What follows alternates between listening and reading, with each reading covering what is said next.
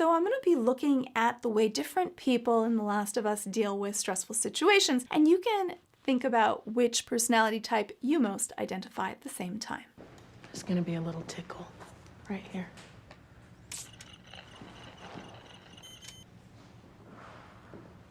When people are in these kind of positions where they have to make very difficult decisions all the time, they can become jaded or callous. We sometimes close ourselves off to being able to feel because it's just so horrible to have to make life and death decisions all the time, especially with people that we may see as vulnerable or weak, or especially in his case, really sympathetic. And so we sometimes wall off our emotions. We kind of sandbox them so that we can continue to do the job that we have to do. But you can see from her micro expressions that it's still something that she feels. She's saddened by the fact that his results are that he's positive, and that means that he's infected. She still cares about doing the job, and she's going to do what she has to do, even though it still causes her harm. We don't want you falling out of the chair. What's your name? I love the way in which the Fedra agent really speaks as if she's on the same level as the little boy. She kneels down so that she's eye to eye, which makes people feel more comfortable. If she was standing over him, it would be much more imposing and perhaps he'd be scared. And you can tell that she doesn't want him to feel frightened or intimidated. She wants him to feel safe. Are you alone? And, how did you get this? And you can hear her tone. So even though she's a Fedra agent, and probably when she's in positions of power, she might have to speak to people that are underneath her with more authority, she knows that if she scares him or frightens him or intimidates him, there's a greater chance that he's not going to give answers, or he might give answers that are not true, inaccurate, because when we're scared and under stress, sometimes we're just going to say the first thing that comes to our mind, or the thing that's going to be able to stop the stress from happening anymore. And so that's why often when we're being intimidated, there's actually less of a chance that we're going to give that unfiltered, really honest answer. So she does a good job at making him feel safe enough that at least he can nod his answers to her. what if I told you that after we gave you some medicine, we're gonna find you your favorite food to eat? Would you like that? And toys, as many as you want to play with.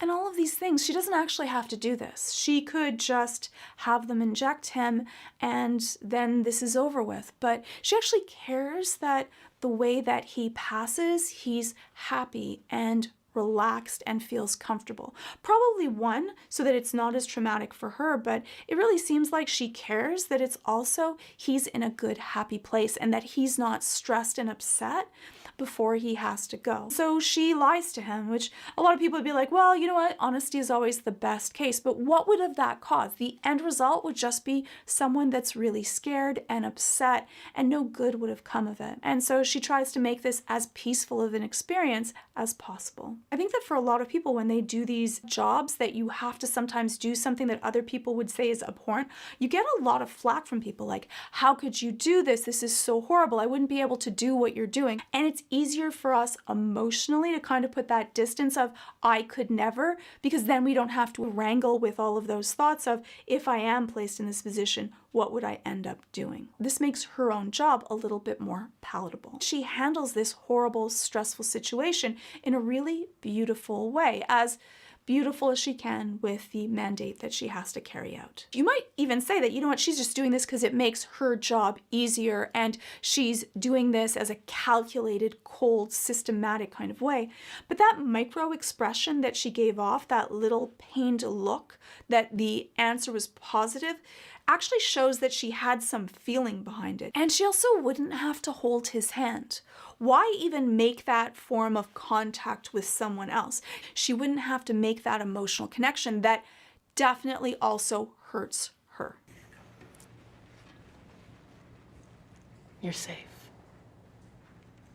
And I love that she said to him that you're safe. I think that for a lot of people, it's really hard to be there when someone dies or passes, whichever word is easiest for you to deal with. And so she stays with him through the process. Her job is actually done. She's gone through all of her protocol. They've made the decision. He's going to die whether she's with him or not, but she chose to stay, and she chose to make physical contact with someone that's infected. And that also is a really big deal, because a lot of people, when someone has a illness or disease that's misunderstood or is scary to people don't want to touch that person. And touch actually lowers our levels of cortisol, makes us feel safer and more calm. It goes a lot to show how much compassion she has. What do you want me to say, Tess? I'm not asking you to say anything. Sure. I love Tess. She has this really quiet leadership quality, that calm under pressure, but it isn't just calm. She's really, really controlled. Everything that she does and says is calculated, but you can tell that she believes in herself. She kind of reminds me of a much more calm Queen Maeve kind of atmosphere. It's not like I planned on ripping you off. Sorry. You see the little tiny nod, right? She lost a little bit of composure when he's saying it's not like I planned on ripping you off. She knows that that's a lie, and she's not gonna go and just buy that with nothing. Letting her inner emotions that she knows she has to control in this situation kind of come out. Well, how about we just let it go? What else are you gonna do? You gonna keep me here? Kill me? Tess, come on. It's also impressive, Tess's body language under this situation. She's leaning kind of forward, like she's kind of thinking about everything. She's not that upset. She's not that aggressive. She's not that worried about this situation. And she runs through all of the different scenarios and how they can end up in such a laissez-faire way that, you know what? None of it really matters. I'm not that upset about this, which lowers Robert's stress level. And you can already tell that Robert is more anxious. He's indecisive. He doesn't know what he's going to do. And Tess has this understanding of the situation that if she is aggressive or stressed or tries to antagonize the situation, it can go really bad really fast. Then Robert, what do you want? I want you to forget this ever happened. Done. Don't do that. What? It's just a truck battery. She opens up like she has nothing to hide. It's not what we would do under stress if we're feeling attacked. We would close ourselves up. We would not square off to someone. We wouldn't open up all of our vital organs to be able to be attacked. And so by doing this kind of opening and relaxing of her body, she's saying that she has nothing to hide, that there isn't any risk in him accepting her offer. It's just a truck battery. Paid you for it, you sold it to someone else, and you spend my money. I mean, you think I've never done like that? She does such a great job at not only controlling her own body language, but also reading the situation that's in front of her. She normalizes what he did. Like, you know what? It's not that big of a deal. We all do that. And by normalizing the situation, she's saying, well, this is the reason. Because Robert's worried about repercussions and her being upset, she's normalizing it, saying that everyone does this. And if everyone does it, it's not really that big of a deal. And also you can tell by her voice tone. It's really, really even. There's no leveling of inflection up, which causes stress, or down, which means that we're angry. She's really relaxed, and it's a lower octave, which we do when we're feeling really calm. My guys f***ed you up. Yeah, so discipline them. You cut off her finger or whatever the you want. I don't care, they're your guys. She's trying to let him know that she's already done with this situation and has moved on, and so can he. What about your guy? Because when he sees you, I mean, put yourself in my shoes. Like, he answers to me, so I give you my word that he won't hurt you. But you can see that when she says, I give you my word that he won't hurt you, her head's tilting no, which means, yeah, when I have a chance, he is definitely gonna hurt you. She looks him directly in the eye so that he can really absorb it. Because when you're feeling anxious, which Robert is, he's not really thinking. He needs these commands to give him direction. And that's what she's doing. She's controlling the situation. I'll tell him that I got jumped by some guys, and then you and I can just move the on. She says it to him so it sounds like he has a say, but he doesn't really. She's giving him the game plan, the way that she wants it to go forward. Now your has pretty much ruined my week. And I'd like to go home and drink till my face stops hurting. So are we good? She's taken this really difficult situation, and because she has so much emotional resilience, she's able to kind of sail through without even letting any of her feelings of animosity or anger be able to really show. Plus, when people have dealt with a lot of horrible situations, their threshold for feeling anxious or angry often goes down because you've just dealt with so much stuff that this doesn't really register. Of course, if you've gone through very strong emotional situations, and depending on your own personality type, that can change. And it can actually become the opposite. You can become more anxious and more reactive because you've gone through so much. Your body is kind of on high alert, which in very dangerous situations can actually help prepare you, not be a detriment. So anxiety is actually a really good thing when you're in difficult situations because it gets you revved up and be able to act much sooner than other people. You don't want to be too calm, because if you're too calm, by the time that the action has happened, it's already passed and you haven't done the things that you have to do. So people that lean more towards being anxious or angry, actually in dangerous situations, their reaction time is usually much faster. I was in federal lockup all day.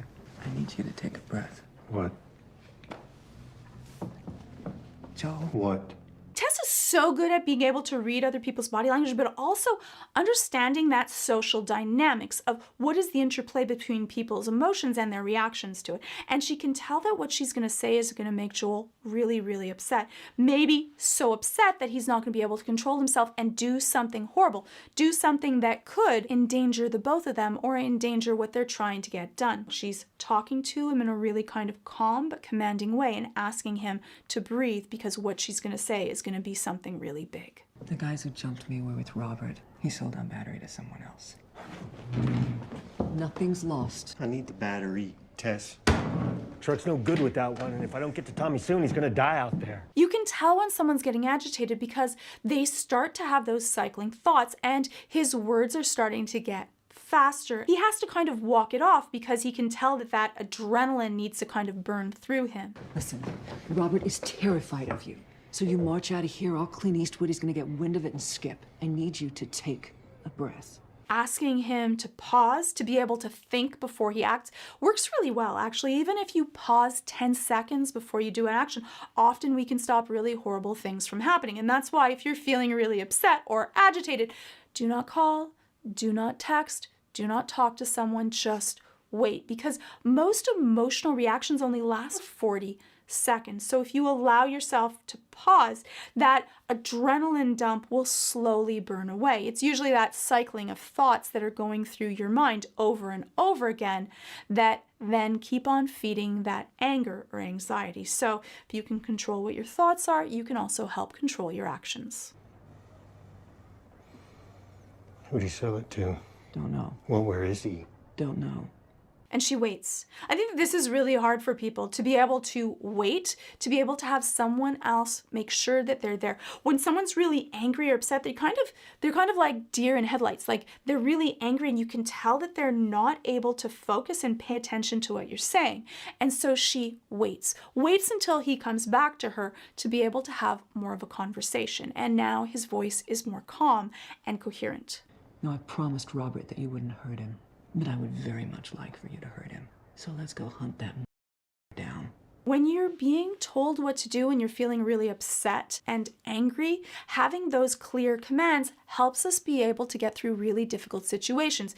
And because she's calm about it, we feel more safe that they've actually analytically gone through it. If we're talking really quickly, if we're kind of all over the place and cycling through thoughts, we feel less safe to be able to take that person's plan, that it's thought out. We actually can unconsciously tell that that's more of a limbic, a primal part of our brain that's created this plan because it's everywhere, versus a cognitive plan, which is usually thought out. It usually has reasonings and it has a why and a path forward. And good leaders are able to give plans of action that are clear, concise, and given in a way that other people can hear it. She's really good at social engineering. It's that social manipulation of being able to control people, which you can use for good and use for bad. And good leaders are also really good at social engineering.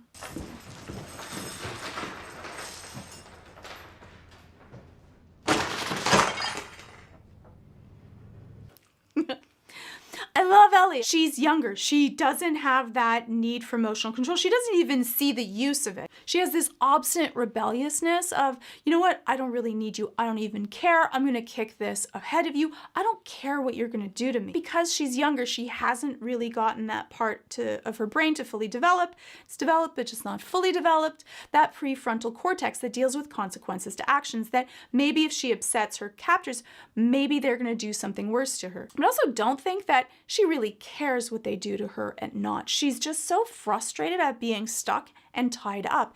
And when you're feeling trapped, we all react in really different ways. And her way is to fight. Hey, people are gonna come looking for me.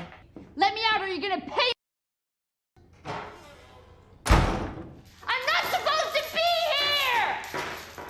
So the way that Ellie deals with feelings of stress when she no longer has control of a situation is by being aggressive, letting her emotions just flow out. She wants to be able to fight her way out. Unfortunately, though, especially in this situation, it's not always the most effective of skills. And for her, she's expending a lot of energy trying to force her way out of a situation that you can't force.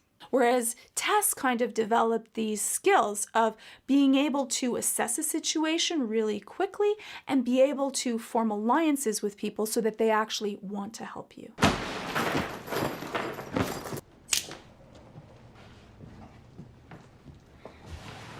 You're not scared.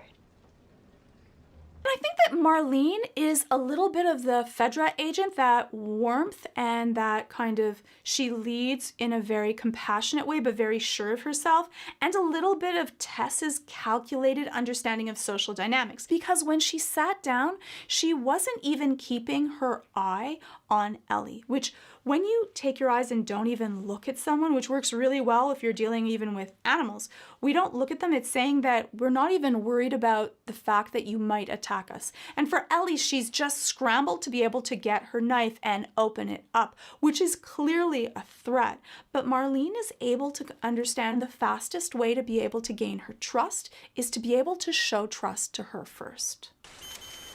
Unauthorized exit. We'll hang you for that. Whoa, whoa!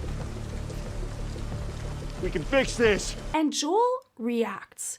Tess is kind of off on the side. She's more cool and calculated. She's great at making plans, but Joel's skill is being able to act quickly under pressure, which is definitely a skill during the zombie apocalypse. He gets in front of Ellie to keep her safe, even though he doesn't even know her.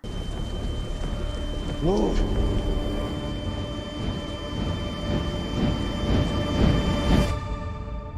I think that they also did a really great job of portraying what happens with post-traumatic stress. He's getting a flashback. His hearing has become kind of echoey. His vision is blurred, and he's reliving an experience that is similar to this. And that's what happens. When we've gone through something really horrible, we've often played this over in our head over and over again to kind of prepare our body if it ever happens again. What do we wish that we had done? We go through these scenarios because if it ever happens again, then we will do something different, especially if we regret it. And this situation is so similar. They replay the lighting. It's also at night. The weather's really bad. And that makes the perfect scenario to be able to have your body mimic what you have replayed in your head of what you wished had happened instead of what had happened.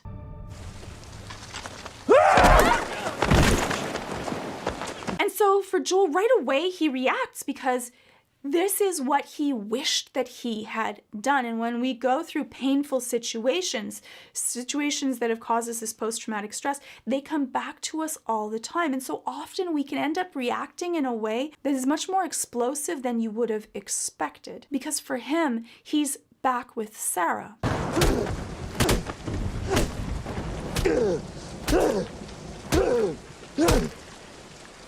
And you see the reaction of horror on Ellie's face. This anger, the amount of anger and vitriol to someone that's already been subdued. Joel is projecting all of his anger at the person that killed his daughter upon this officer that they had a kind of amicable-ish relationship with.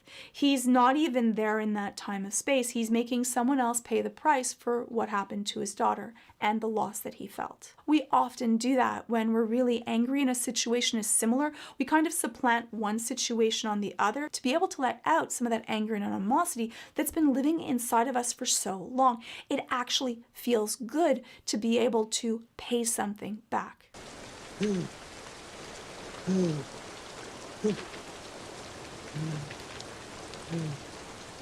You can tell that all that adrenaline's playing through his system because you hear how heavy he's breathing, how fast his heart is beating, but also you can tell that he wasn't really there because when he looks back, he's looking back with this look of bewilderment of, wait a second, what's just happened? When we're in really stressful situations, we can kind of black out, not really know time and space where things are until our adrenaline comes back. When it lowers, we are kind of brought back to the situation of where am I right now in comparison to what I was living, that past experience that I was still living through. So if you're wondering why I didn't cover every single scene, I kind of picked some of my favorites, but also I left out some of the ones that are from the video game that I've already covered, so you can click those if you want to check them out. And if I missed your favorite scene from this wonderful episode, let me know in the comments below.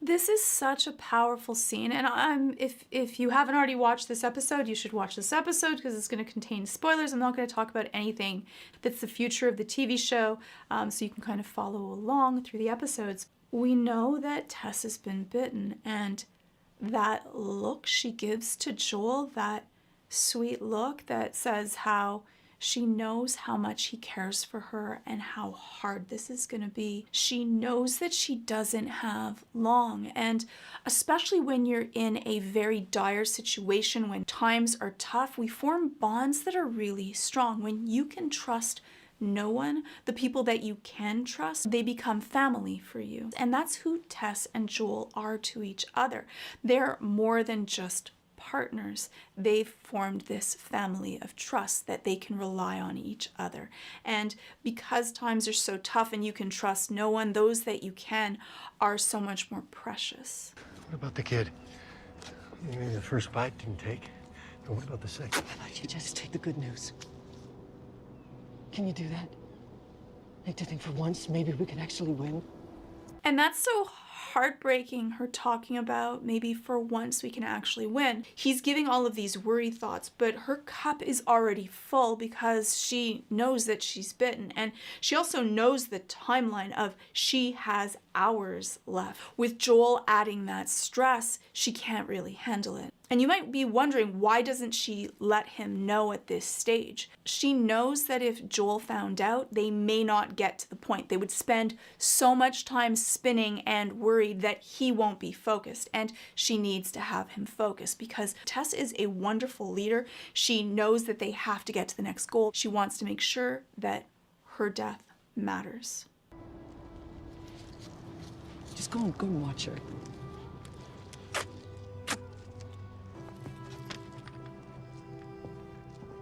And so sweet because Joel doesn't have a clue. You can tell he's like, why are you being so aggressive with me when I'm being sweet? If she told him now, or if she was able to take in that sweetness, she might crack. She's right now able to be stoic and keep it together. But if she lets in those floodgates of his affection and care, that might just open everything up. And then she won't be able to do the task at hand that she has to do because she's using her aggression to be able to push him away, to get some space so that she can be able to center herself and be able to do what she has to do.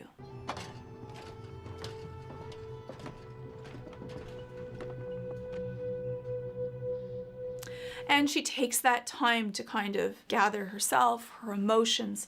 Now, you might wonder how she even able to handle this so well. But they've been dealing with life or death. They've run through this scenario in their head so many times that this isn't the first thought she's had about her own death. They live in a world where death is around the corner. They see it everywhere. And I'm not going to say that that makes it that it's an easy thing to deal with, but it makes it easier because it's not something that came out of nowhere. She knew the risks of living in the world that she's living in. And so she needs that moment. And also because she doesn't have a lot of time to be able to kind of contemplate all of the different scenarios, her way of dealing with it is just to keep working, to keep pushing forward. And for a lot of people, that's their best strategy. Just keep themselves busy, because if they don't keep their mind busy, they're going to start to spin. And all of those cycling negative thoughts and worry thoughts are going to kind of overflow and overwhelm them. And they can get so bad that we just shut down. And she can't afford to shut down right now. Tess, what are you doing? One of them's got to have a map on them. Joel, can you help me? No, it's over. We are going home. This is not my home! And that was too much, because she knows there is no home for her. That word of going home, when you know that that's not possible, and how beautiful that would be, that was kind of the last drop that kind of had the entire bucket overflow. I'm staying. I mean, our luck had to run out sooner or later. And his sweet look, he has no clue still. He still doesn't know, because for Joel to be able to even think that is the unthinkable. For Joel to lose someone else that's that close to him would be so heartbreaking that he can't even fathom it. She's infected. Show me. And how the infected are so scary to people. Even though he cares about her and he's worried about her, her even taking that step is so frightening.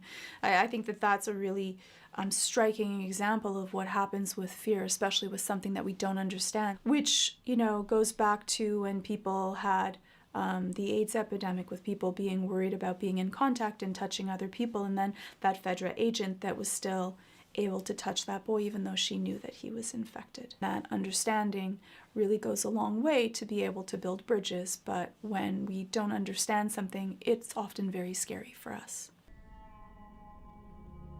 Take your bandage off. This is real. I need you to get her to Bill and Frank's. No. I never ask you for anything, not to feel the way I felt, not to you shut up because I don't have time. That thing of her not having time, and she has to kind of get out all of the things that she needs and why she needs them, and she's always the strong one, she's always the stoic one, she's always the one in control. She never asks for anything. She's that avoidant attachment type that will take care of everything herself. But in this point, she needs him to do this, because then her death has meaning, then there might be chance for others, then she can do something with the time that she has that is greater than herself. And often when we're looking at our own mortality, that suddenly matters so much, to be able to know that we might go, but we're going to be leaving something behind for others, and hopefully to make a legacy or the world a better place than we left it off. And so for her, it's no longer about just getting the parts that they need to fix the truck to be able to help Tommy, but more about this whole world view that she can make a difference. This is your chance. You get her there. You keep her alive. And you said everything right. All the we did. Please say yes, Joel. And that's also her amends for all of the horrible things that they had to do or chose to do during this really catastrophic world that they live in, so that she doesn't have to die with all of these different regrets.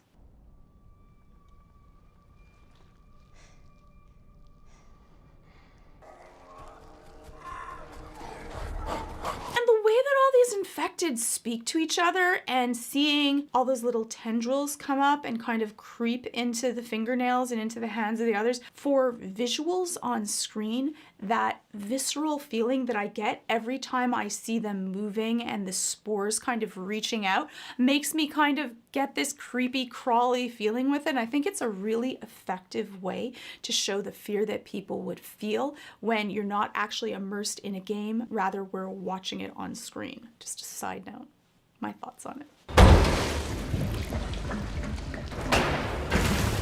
What are you doing? Making sure that they don't follow you.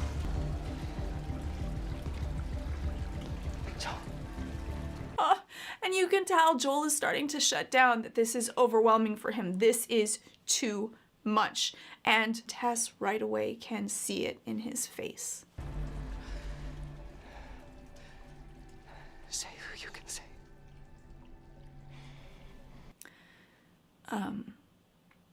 And those like really strong words, like they're really simple words, but that he can save Ellie, but he can't save her.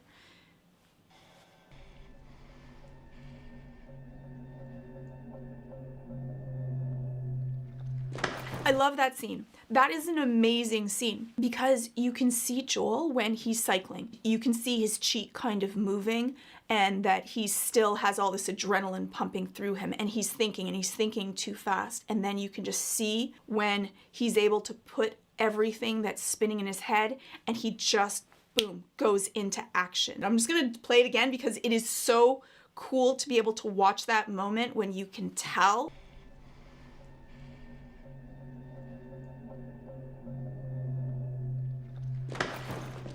Amazing acting when you can just tell that he knows what he has to do and he's just gonna do it. He's not gonna think. She's again done that wonderful thing where she just lets him know what she needs from him and he just does it. And that's exactly what would happen. You end up with that surge of adrenaline, you're going into fight or flight, and then boom, it just hits off and then you just do what you have to do. And that's what Joel does.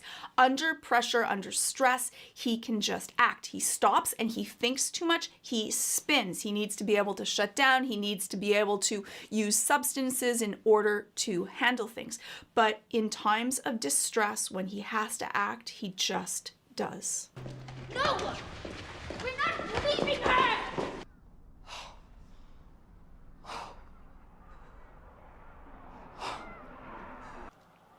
And now she can let down her guard a little bit and show her fear and how scary it is as we see her all alone and having to face these creatures that they've all been doing is running from. And instead of running, she's going to stay there. You can tell that fear, that surge of adrenaline that's inside of her, but that she at least has a purpose in what she has to do.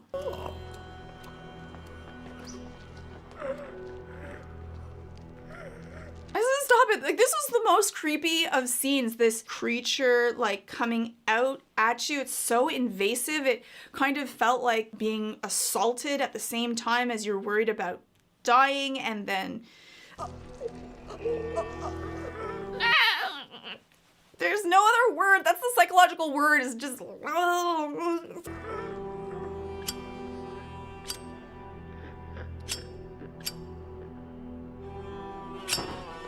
and her eye looking like you can tell that the creature is controlling her, that she only has so much control left. Part of her is still conscious and aware. It's just such a visceral scene.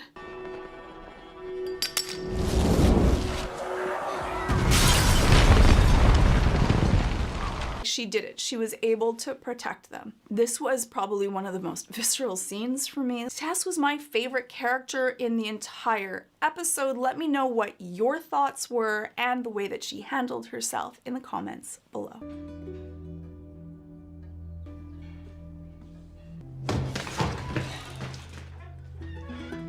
This video does not have any spoilers beyond episode 3, so you can join me weekly as we enjoy each Last of Us episode together.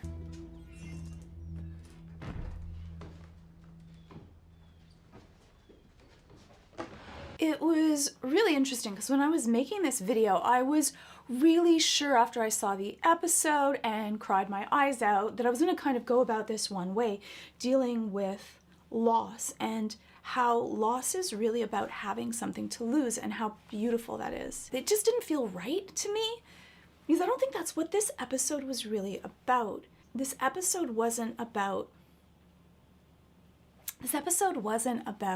death or loss. It was about living. And I think that to put everything that they shared together into just the moments of having to make this difficult choice together and the way that they handled it would be kind of diminishing their entire relationship, because it isn't how we die. We all die. It really is how we live. And so I kind of switched up what I'm going to be focusing on through this video. And so we're going to kind of take a little bit of a journey into Bill and Frank and their relationship and how that brought them to where they are.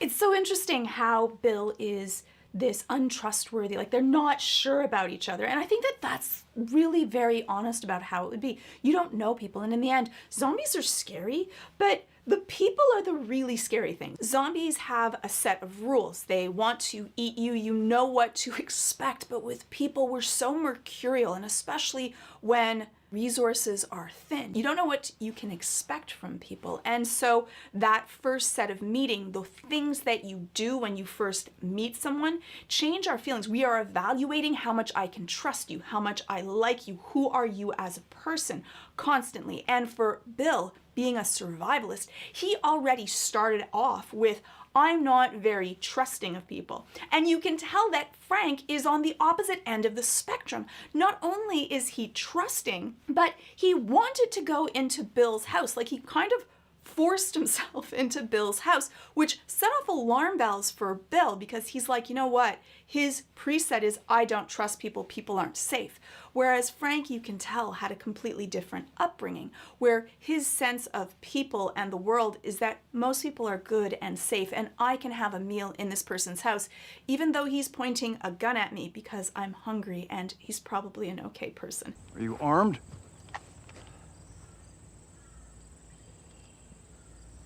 No. Why did you take that long to answer? And he didn't even have like an idea of what to say when he asked him, like, do you have a gun or not? Like, which is, looking back, is really adorable. Though at the beginning, I was also worried, like, be careful, Bill, you probably shouldn't be inviting this stranger into your house. Let me know what you thought.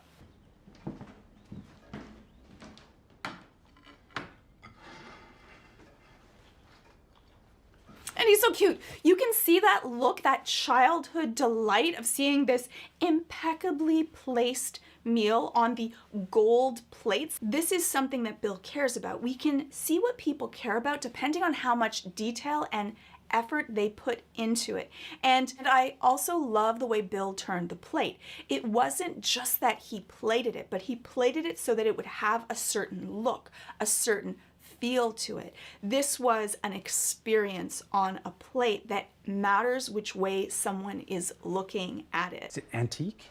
1948. You know how much these are worth? Currently nothing. These aren't yours. My mother's. Could you not?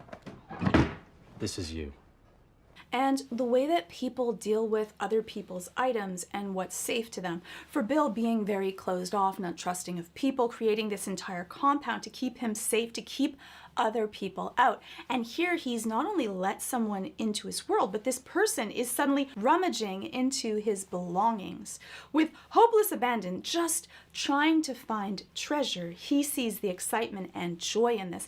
And because of the difference in both of their levels of safety and comfort, for Bill, this is an invasion of his privacy, whereas for Frank, he's seeing the beauty in the things that Bill has and appreciating it. But you can tell that Bill does not feel comfortable with this. This is definitely many steps too fast for what he wants to do and what makes him feel safe. In our childhood of having difficulties and maybe having difficult parents that didn't make us feel warm and safe all the time, it changes our outlook on the world. For Frank, on the other hand, he probably grew up with very stable childhood, and he ended up getting a different look on the world. In the end, our sense of who we are and who we are in the world that's around us is based on our childhood. What did we see and what were we taught? I'm gonna love you. So, who's the girl? There is no girl. You can tell that for Bill, this is something that he hasn't shared with anyone else, that he hasn't let anyone else really know. And sometimes you meet people that can just see through all of those defenses that you've kind of built up to be able to protect you or to keep other people out, or so that they don't find out this thing that you may not have even admitted to yourself. And that's the beauty with Frank, is that intimacy is about into you I see, being able to really see someone else for who they are, even if they can't. And Frank has this wonderful way of making Bill feel safe enough that he goes right in for the kiss, and Bill is able to go with it and embrace him. And that took a lot of courage and risk, and also a change in your own self-reflection, especially when you may not have been able to even admit it to yourself or even be able to accept that part of you. Then to be able to do this takes you being able to accept you also. And so it's a lot of emotional growth in a very short period of time. Bill felt safe enough to be able to do that with Frank, or more so, Frank allowed Bill to feel safe enough to do that for himself. I think that because society had broken down, that he really is all alone, this was much easier because he's not going to have to face the repercussions of anyone else, because who the hell cares? There's no one left to judge. And there's so many things that are so much worse that your sexuality seems like a small thing in comparison to survival and a world under an apocalypse. And so I think that that also gave him a feeling of freedom to be more true to who he is. And probably also being all alone for all of this time, it feels really wonderful to meet someone else, and not just meet someone else that cares about you and your world. Have you ever done this before? Not with anyone? With a girl a long time ago. But... So I'm gonna start with the simple things. Okay. And that they're having this conversation before they engage intimately, what people are comfortable with. Like, it's so sweet that Frank took that time to be able to ask what he's comfortable, like what he's already experienced, how he's going to do it, and make sure that Bill feels safe with that. That's something that's so important, not just for a sexual relationship, but also just to make people feel comfortable, to be able to share what I like, what I don't like, how I feel safe and how I don't feel safe. But that check-in is just so thoughtful. It goes to how much of a caretaker Frank really is, how much it matters to Frank to have someone else enjoy and feel safe also. He's not a sexually selfish person. He wants to be able to have his partner be able to enjoy the experience. So if I do this, I'm gonna stay for a few more days.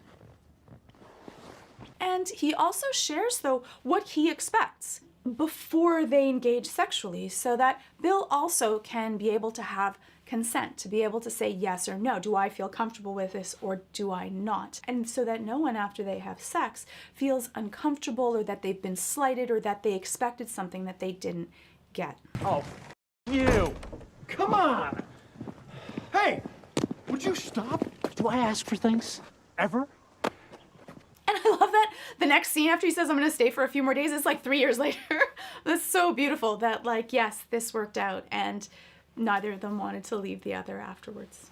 Why am I even saying that? This isn't for me. This is for us. Who cares what they look like? I do. It's interesting because a lot of people think that the important thing to a relationship is not to fight, to stop fights. But that isn't what matters. What matters is, how do you fight? And I love that they put in these scenes of them having disagreements, that this wasn't all rosy and perfect. And a lot of times when relationships are shown in TV shows or movies, it's this romantic, greater than life thing that you expect that everything in a healthy relationship is going to be sweet and easy. But actually, healthy relationships can handle bumps and bruises and difficulties. It's how do they get through it? And even if it was difficult or rough, do they get through it together? And having these disagreements can actually make a relationship stronger, because if both people end up feeling heard and understood and validated, that makes people feel close, even if you don't agree. I live in this world. You live in a psycho bunker where the government are all Nazis. The government are all Nazis! Well, yeah, now, but not then. And they're not so heated. They're disagreeing with each other. They're coming from two completely different mindsets. One who's trusting and believes that the world is a good place. The other person who was a survivalist that was worried about the coming zombie apocalypse. He was right in this case. Coming together, but they're able to hear each other. They completely disagree. Hard to do when you're heated about something and you really care about it. I am asking for some paint and some gasoline for the lawnmower, that's all. It is not Bill, a if you say resource management, so help me, I will run through one of your tripwires. You can tell also, like, I love that they show that passage of time, that this is a line, the resource management line is one that Bill has used many times. And when you hear something over and over again, it can become really irritating. Even stuff that might have been cute and adorable at the beginning of a relationship, after a while in an established relationship, a relationship that's kind of gone through the test of time and you don't get that same dopamine hit, it becomes more familial and love. You're now more of a family than just this rage of passion and hormones. And sometimes those cute little terms are the ones that you never wish to hear again.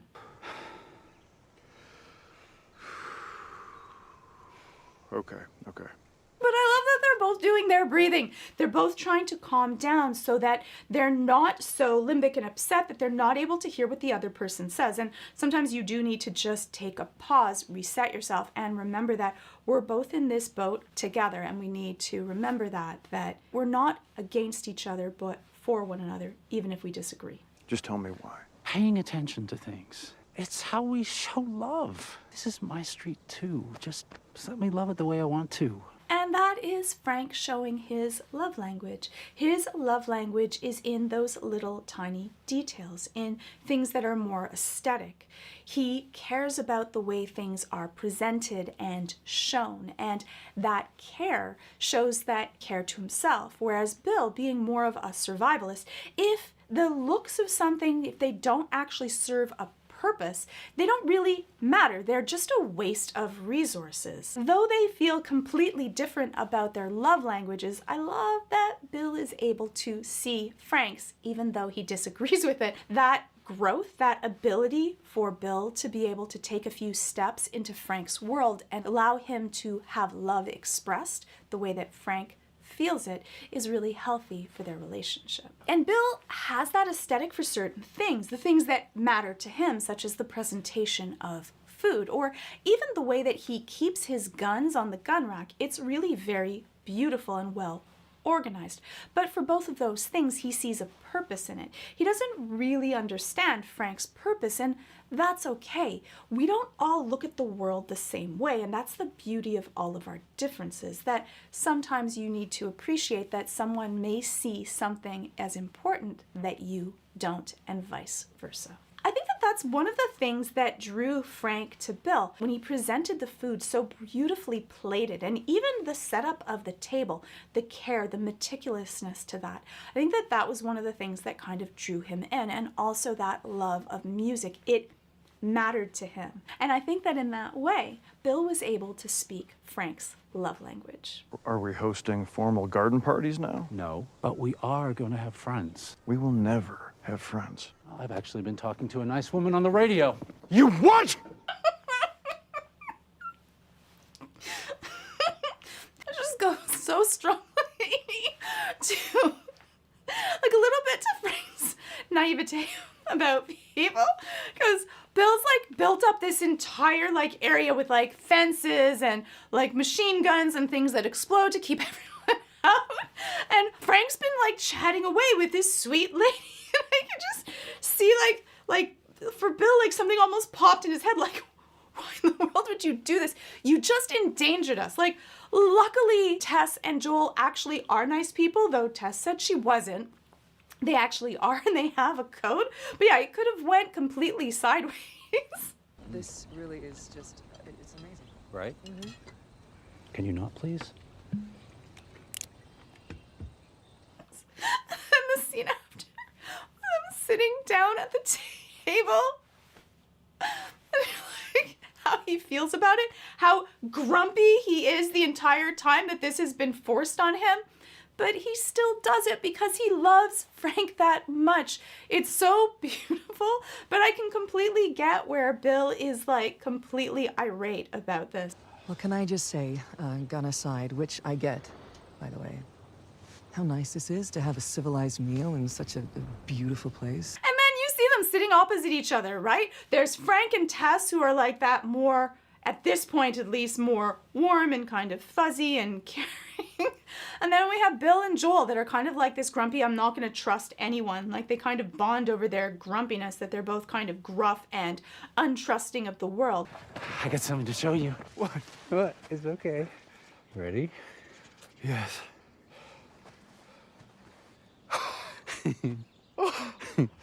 I love Frank's childlike wonder. I love the way that he sees this world. You can see how that brightens up Bill's gruffness of just the things that matter, the things that keep him alive and keep everyone else out. That he sees sparkle and treasure and things that are beautiful and things that he can give to someone else. And you can see that Bill has been softened a little bit by that. He still has his gruff demeanor, but he's able to trust Frank enough to go to this place, and who knows what he did with it, but be able to enjoy things also through him being able to see the world a little bit through the eyes of Frank. Oh. I traded Joel and Tess one of your guns for a packet of seeds. Which gun? He still knows that he has to be careful. So they both need to kind of feed on each other, that one needs to be a little bit in check of both of them. And because of their differences, they both make each other stronger. And that's the interesting thing about we meet people, those differences that often attract us are also often healthy for us, that sometimes we need to look at the world in a different way. And if we're open to that, we can become better, stronger people because of it. A little one. A little one. A little one. Which gun? He doesn't even know the names of the guns. It's just, it was a little one. It was just so cute. He sparkles. He just shines from the inside. You can tell that his inner voice is really positive and happy. And you can tell that for Bill's, it's questioning and much more critical and gruff. And that often is what feeds our personality. And those things are really, really stable as well.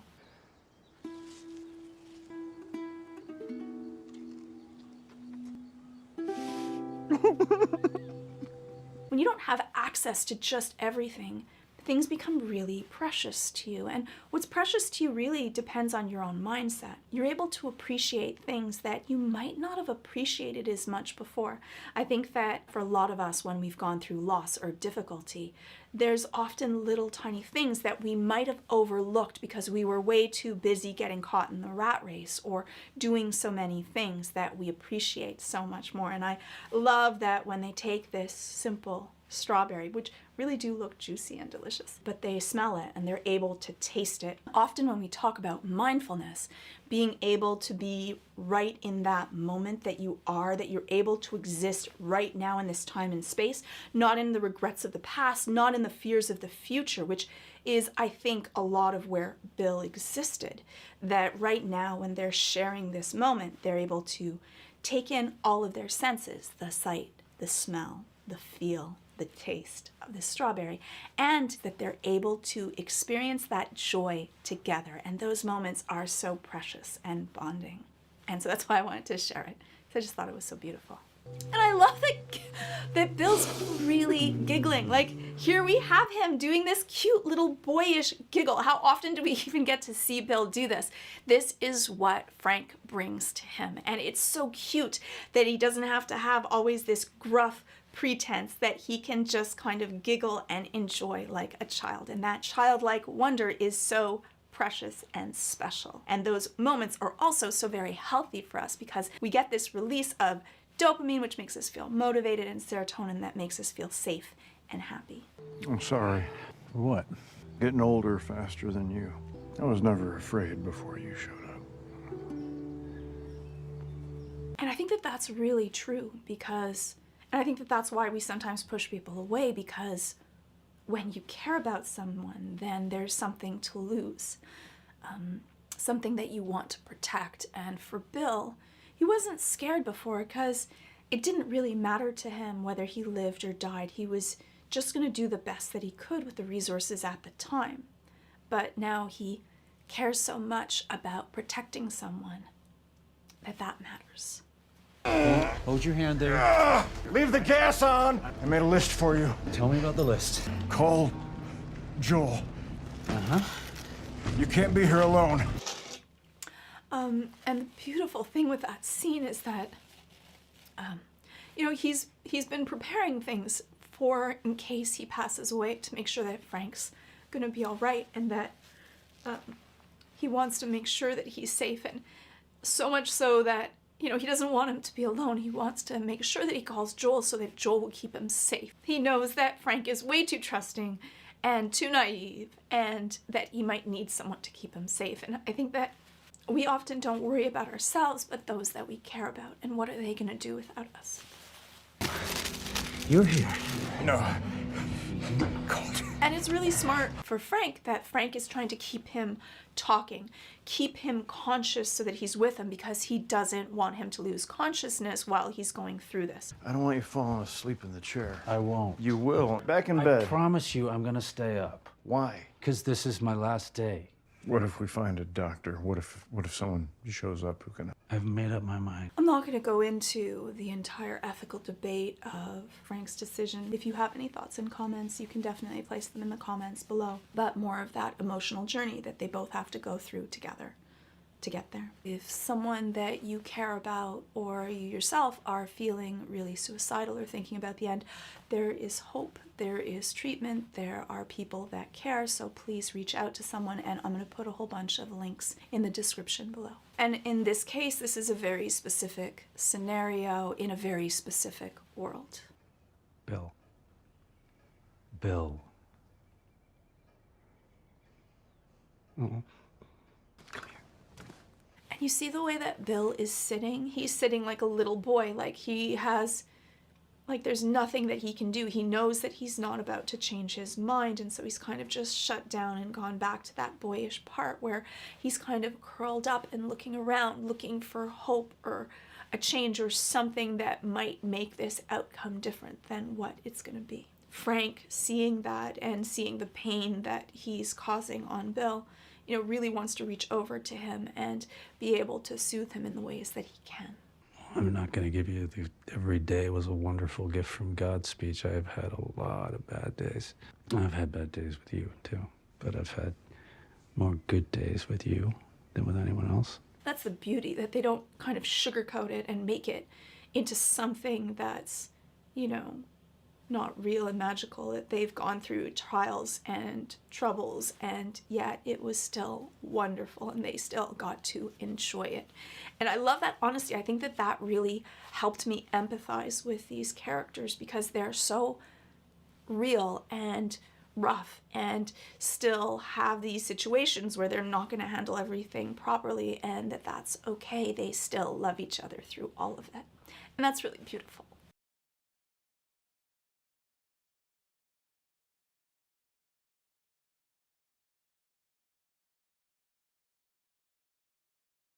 And it's so wonderful that they got to be able to spend these moments of really enjoying each other, and that they got married and were able to kind of solidify their relationship in such a deep way with all of this beauty. Like there's zombies and it's apocalypse and they're living in this bunker where they're trying to keep everyone out, but they have these magical moments that they're able to share together and still feel beauty and love and care. And I think that that's what's so important. It's that no matter what happens around us, we want to gather all of the moments of happiness and look at all of the good parts to what we do have, not the parts that we might be lacking.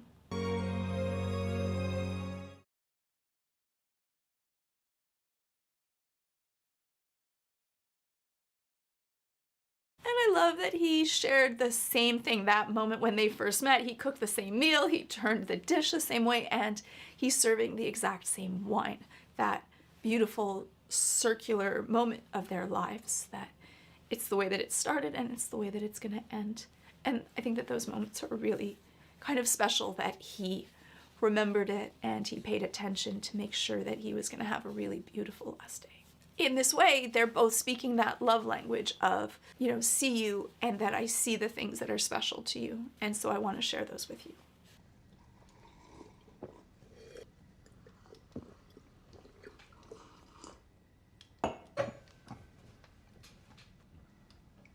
You can tell that Frank knows. He knows that something's up the way that Bill guzzled the wine. Like, he knows that, like, that was way too easy and too comfortable for him. So he asks the question. Why are there already pills in the bottle? I'm satisfied. And this is a really special case scenario. There isn't anyone else. There is a zombie apocalypse. There isn't anyone to reach out. He doesn't feel like he wants to continue. If you're in that situation, there is help. There are people. Please, I don't want this video that shows it as something kind of beautiful and possibly romantic to kind of be the takeaway from this. They made their choice depending on the world that they live in, and there is help and there is hope out there. So please do reach out if you're feeling alone or in pain. And you were my purpose. Matt,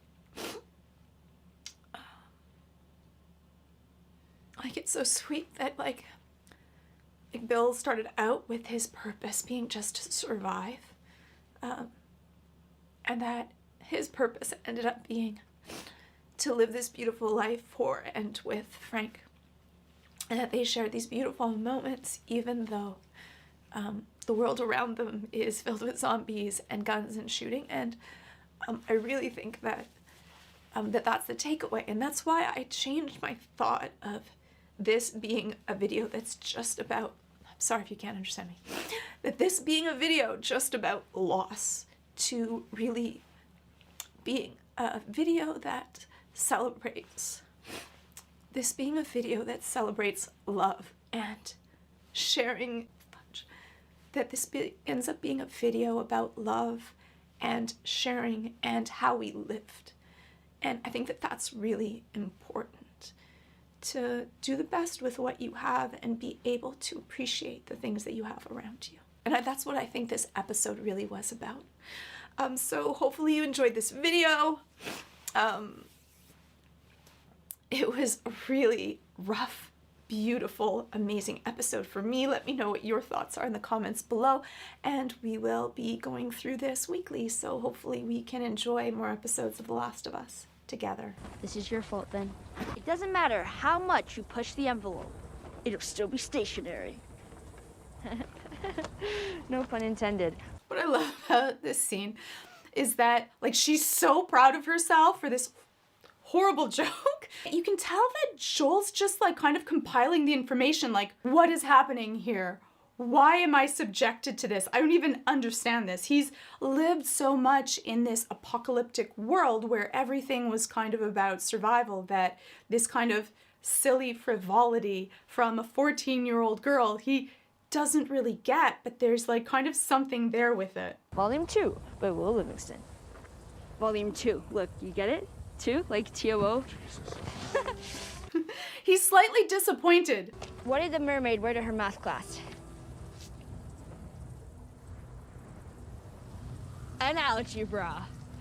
I did kind of like that one. I'm gonna say, like, that was kind of like algebra. Like, that was cute. I stayed up all night, wondering where the sun went. And then it dawned on me. And then he's going like, no, stop it. It's not just because he can't handle the puns right now, because, like, his stress is on. And when someone is very, very stressed under a high pressure situation, it has to get something done. To have someone else being silly and funny while you're under stress and upset often causes a lot of frustration, especially for Joel's kind of, I'm gonna do what I have to do, get the job done, but nothing more attitude, that he's kind of cut away all of the other parts of his life to be able to just be this workhorse. But then you can see in his eyes there's something more than he recognizes. The no that he says, I think that this is more like, no, I don't want to emotionally go there. This reminds me of Sarah. This reminds me of my daughter. I can't be emotionally attached to you. Feel free to wait in the truck. Okay, but just know, you can't escape Will Livingston. He'll be back. Now he's being a little bit tongue-in-cheek back with her. There's this cute little repartee in between both of them, this back and forth where they're teasing each other, which shows that they're starting to feel comfortable with each other. It's perhaps a glint of being a little proud of how happy she is, and he seems to be just a touch enjoying it. Joel has built up this defense mechanism to try to keep everyone else out, to not form emotional attachments.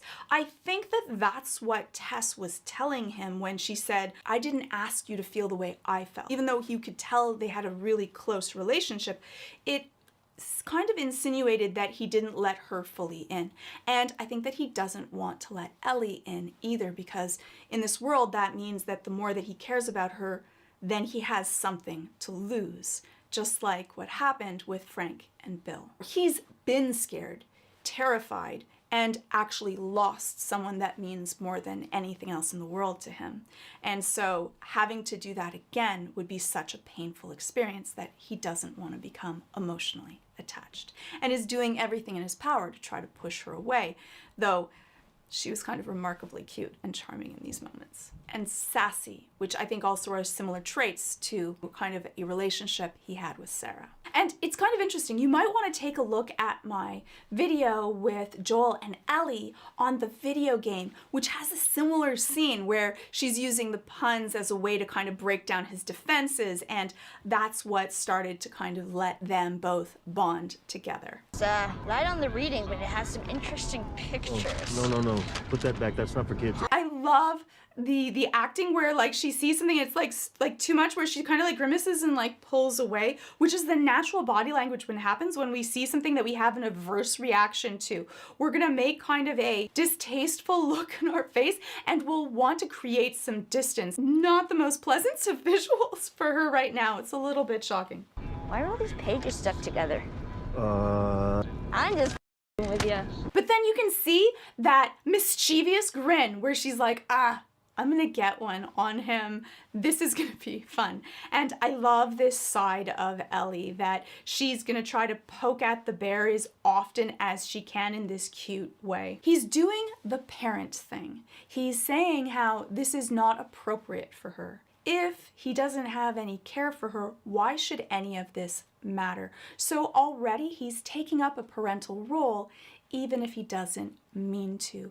Those old fathering instincts have not left him. Bye-bye, dude! Just so you know, though, if someone asks a very specific question, you want to give an honest answer up to their age level, but you want to be able to be accurate, especially if she's touching something that she shouldn't be touching. I think that we kind of went through that stress response of, I have no clue what to say, so I'm just going to make a noise. But really, you want to be just direct and honest. And so he could have said, you may not want to know, but you probably shouldn't touch that, and I think we should wash your hands. Whether she wants more information, where you would use the technical terms and you would be able to be very direct and specific about it. And then only if they ask more questions and they want to know, then you would share more things. But you want to kind of go through these, especially issues about sexuality, in a very clinical and direct way. When we use too many euphemisms and words that don't have specific meaning, people can interpret that very differently. And so because of that, they don't end up with the basic sexual knowledge that they should have. So when is it appropriate to talk to your child about sexuality? When they are able to ask questions, you should answer them, and you should probably think through your thoughts of how you would answer those questions before they're being asked. Joe! What? Can I ask you a serious question? Yeah. Why did the Scarecrow get an award? You see her eyes, that glint of like the mischievousness. She's so proud of herself. Because he was outstanding in his field. You? Did you read this? No. I'll go to sleep. And he's proud of himself. He's starting to care what she feels about him, because when we are giving something back that we're kind of hoping that the reaction, like her being upset at him for getting the right answer, is exactly what made him happy. You can see by that huge grin on his face of satisfaction as he curls back in and tells her to go to sleep. Keep going for family. That's about it. I'm not family. No, you're cargo. I made a promise to Tess, and she was like family. What she hopes so much to be, and that she even asked the question, is so heartbreaking. It kind of goes over and you don't really hear it. I'm not family. You go on for family, but you're not. And that pushback from him of specifics. Not only are you not family, you are just cargo. You are just an object to me that I have to deliver. You can tell that he is trying to push back all of those emotions of attachment that he already has growing for Ellie, because if she really was cargo, he wouldn't be making jokes with her, and he wouldn't be caring about the appropriateness of what she's looking at and what she can see. Because that's something that a father or a guardian would do, not just anyone, or a very caring adult, of course. Thing is, I didn't hear that guy coming. He shouldn't have had to, you know. But you're glad I did, right? There's two really cute moments between here, is both of their feelings of guilt and obligation to the other. Joel feels like he's now put her in a position of her having to do something that she shouldn't have to at her young age. But I love that Ellie's response, that she cares, that he's happy that she made the decision that she did to pretty much save him. And that's already showing that Ellie is also forming an attachment to Joel. And not just to save his life, but she cares of his opinion. One of those parameters is, how much do you care about disappointing others? How much of a caretaker are you? And the stronger that you are to not want to disappoint the people that you love or care about, the stronger of a caretaker you are. And a caretaker is someone that will put their own needs or wants aside to be able to take care of other people in their life. Well, you're just a kid. You should know what it means to. It's not like you killed him. But shooting. Maybe not the best way of handling it. I know what it's like. First time that you hurt someone like that.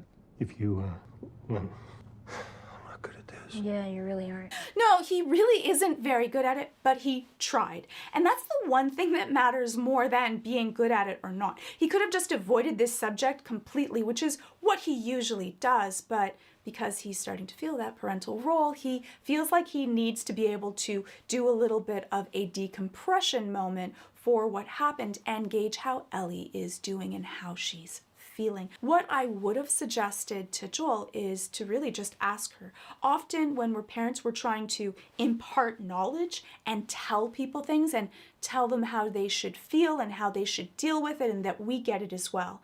Instead, I think that it's really important to start off from asking someone else questions of how do they feel and what do they want to do about it, because then you can gauge better where they're at. The imparting of knowledge usually happens much earlier in a child's development, where that's important. Now, as a young woman, she actually already has her own sets of thoughts and feelings and justifications and feelings of guilt. What you would want to do in that parental role is to be able to let her know that it's okay, even if she doesn't feel okay. I'm here if you want to talk, and be honest. I don't know if I have all of the answers, but I'll definitely be here to listen. But he still gets marks for being there and knowing that he should address it. I mean, it was my fault. You shouldn't have had to. And I'm sorry. There, he did it. That was perfect, right to kind of the point, and Ellie felt it. Ellie felt the gravity of his words because he meant them, and they don't have to be flowery and like they were put on a poster. They have to be really true and raw, letting her know that he feels bad for what she had to do and appreciates it. When we were talking about hurting people, what did you mean it wasn't your first time? I don't want to talk about it. All right. This was a wonderful moment of Joel's parenting. It's a hard thing when your child has information, and it's a hard thing to know when should you push to be able to find out that information versus where should you respect that they have their own autonomy to be able to share and not share what they want to. I love that he just said, okay, that it was all right and didn't pressure her or guilt her, try to control her or bribe her into getting this information out.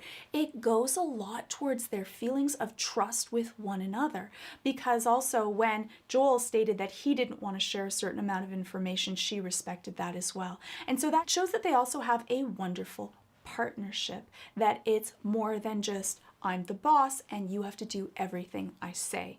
He was being respectful to her boundaries, and I love that she was able to set them, to be able to say, I don't feel like sharing this right now, or at all. And it's not always the right way to go about it. In specific circumstances, you may want to push more, but I think that in this case, it was the perfect response to the situation. Because they're just forming a relationship. They don't have a trusted, secure base to be able to form anything on. And so if he had pushed, she probably would have went more into her shell and not trusted Joel as much or as easily. Joel, did you know diarrhea is hereditary? It runs in your genes. That is so damn stupid. You laugh? I love that he's saying it's stupid, but at the same time, he's giggling. It's kind of what people might do at a sleepover or when you've been up too long, but that's a sign of closeness when you can kind of have this little inside joke or tease each other and then just giggle with each other. People don't do that with cargo. I didn't laugh. Yes, you did. Jesus, I'm losing it. You're losing it big time. So cute. That is just so father-daughter, the giggling, the go to sleep, but it was just so adorable. And they have, like, Joel has the cutest giggle, by the way.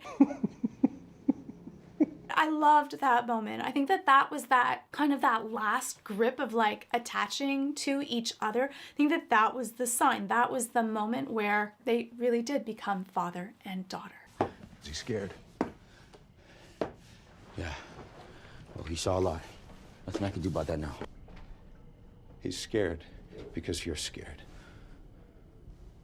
Especially for young children, we look to those that are protecting us to see what kind of a threat level we're dealing with. So if you are leading your group or leading people, or even just with a group, it's really important that you stay calm and relaxed. Because if not, everyone else around you can unconsciously read that, especially for kids. The first thing that kids do when there's a danger or a stress is they look to the people that they look up to, that are their protectors. If their protectors look calm and relaxed, then they can be calm and relaxed as well. We read it through someone's breathing. We read it through their actions and movements. We read it through their tone of voice. When someone's really calm and relaxed, their tone is a little bit lower. They speak more slowly. When we become agitated, we start speaking more quickly. We start making these short kind of jerky movements. We get more frustrated, more upset. If someone that we look up to, that we trust, is sensing danger, then probably we should get our systems ready for that impending danger as well. Because emotions and fear is contagious to the group.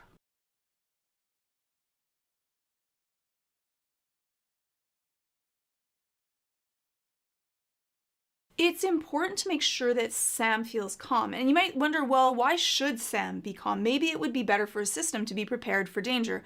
Well, the thing is that especially when you're young, it's hard to regulate those emotions. So if you're really scared, you can end up going through a freeze reflex. You might act too quickly or not fast enough. You might miss something. I think that for the main thing that Henry's trying to do for Sam is not make him feel worried when there's nothing that he can do about it. And also they're going to be stuck here. So to have people that are really frightened become much more difficult to manage, and they end up wasting a lot of resources, and it's very stressful for them. And so he wants to make sure that Sam doesn't have to go through that kind of trauma.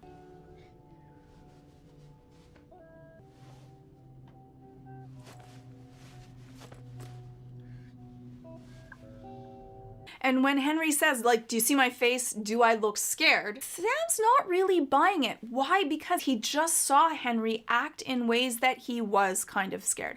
And so because of that, he answers really honestly that he's not sure. So it's going to take a little bit of time for Sam to be able to really feel like the danger is past. The amount of time that it will take really depends. It depends on the amount of adrenaline that is in Sam's system. It also depends on how good Henry is at being really calm under pressure for a prolonged period of time. And depending on how often you activate your anxiety system, well, it will go back to a status of feeling more relaxed if it hasn't been activated. But eventually, if you keep on activating that adrenaline system, you can end up with generalized anxiety. That means that your anxiety spikes, but it kind of stays up, but at a higher level is kind of normal, where you're just always a little bit stressed. And that's what happens because for our anxiety system, it says, well, if there's danger around the corner, it's probably better just to stay at a higher threat level.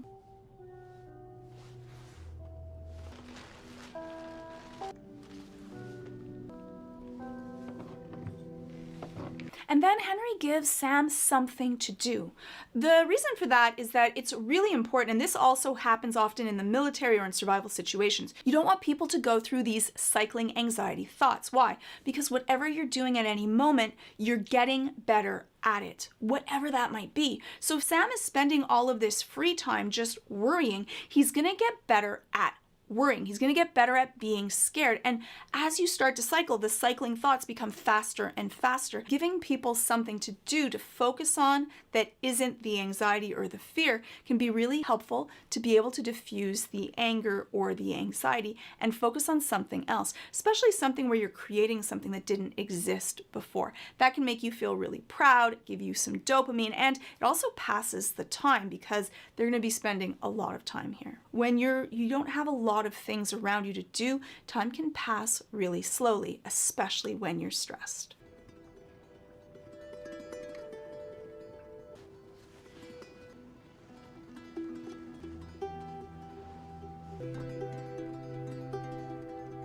This is really smart because we often use archetypes, something that you can hold on to, something that makes you believe in yourself in order to be able to get through things that are really difficult.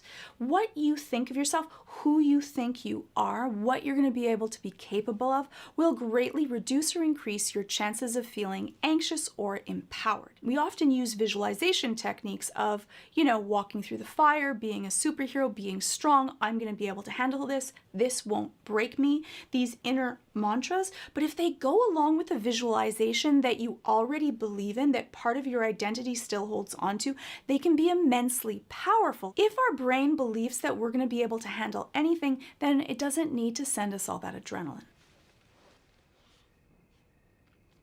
Do I not look scared? Never. It's funny because we see Henry's difference to the same question of do you look scared to Ellie and to Henry? And Henry's kind of like, kind of. To Ellie, it's like he completely believes that she's never afraid. And it's interesting because we often ask, how do other people feel? It's our way of thinking like, how should I feel? Because we learn how we should regulate or not regulate our emotions by the people that are around us. And for Ellie, she's been through all kinds of difficult situations. And because of that, she's become much more adapted to be able to control her emotions because she's seen so much. The reason that I believe Henry is more afraid is because he has to take care of Sam. And so he wants to make sure he can protect his little brother. And as Joel was talking about, that's a much greater stress on people. I think that that's the common thread through the show is it's about our humanity and taking care of those we care about in all of these insurmountable odds. What can we do? Where are all those little pieces of humanity? This is not just a show about infected. It really is a show about human behavior. I'm scared all the time. Scorpions. Because Ellie gives this kind of tongue-in-cheek answer of it's scorpions, he doesn't buy it. And then right away, he's going to dismiss everything that she said. Then maybe she isn't scared ever. And that I can't really trust the veracity of the things that she's telling me. For Sam, he wants to be able to have someone that he relates to, especially for someone that he looks up to. And when you first meet someone that's kind of older in your peer group, you look up to them very strongly. And they've gotten really close in a very short amount of time.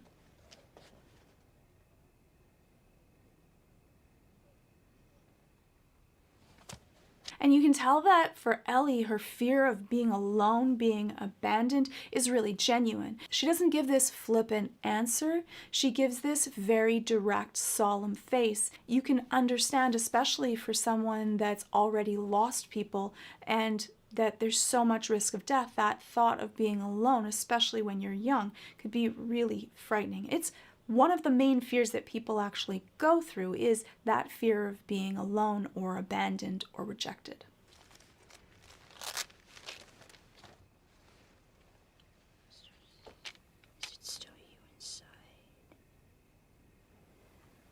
And that's a really common fear also, kind of being trapped inside of your body and not having any control of it. Is actually how they say that the cordyceps work, is that they control your body, not your brain. So it is truly terrifying. And this is where the show and the video game divert. I have a video in what happens for this scene in the video game, so you can check that out and let me know which one you prefer and which one you feel touches you more deeply. But I like that Sam shared this with Ellie, this thought of them both going through this shared experience, and Ellie's thought of, how am I exactly going to handle this?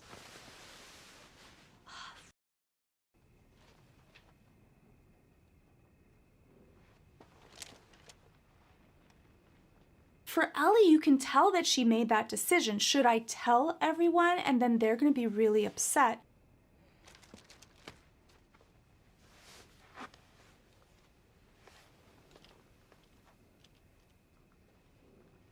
But instead, she wants to be able to connect with Sam, to let him know that I've been through what you've been through as well, and I'm okay. She wants him not to feel afraid, to be able to have this hope that things are gonna be all right. And I think that that's a lot of empathy. It's to be able to make people feel better, especially under pressure or stress when they have difficult situations. And you might think that perhaps Ellie should have told everyone, but it's a really interesting kind of dilemma. If she tells everyone, everyone's going to be upset. She wants to be able to keep Sam's confidence.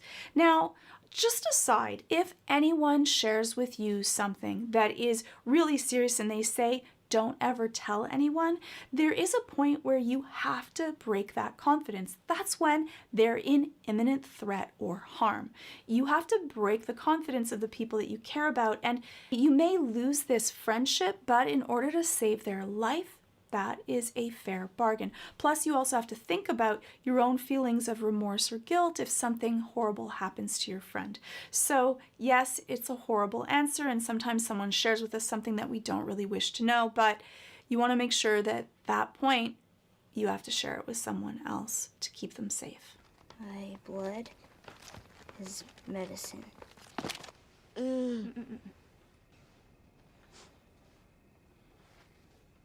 And I really believe that Ellie believes 100% that her blood can heal him. She's already been told that she's the key, that she might be able to save all of humanity. He's infected. People are scared of people that are infected. And Ellie not only touches him, but she touches directly on the wound, which diffuses those fears of, I'm a pariah, or I should be avoided. Form of like touch or speaking with someone, not treating them like they're an other or different, also goes a lot to making people feel safe and accepted. Because if she's gonna touch the wound with her open wound, she must believe this.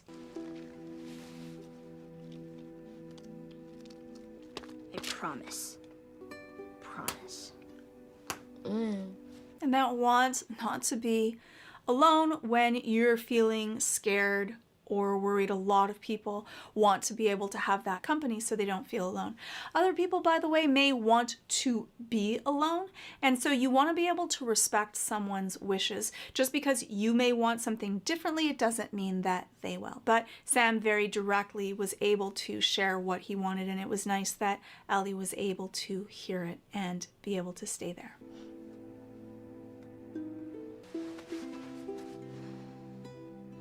That went a really long way for his last moments to be ones that were much more peaceful.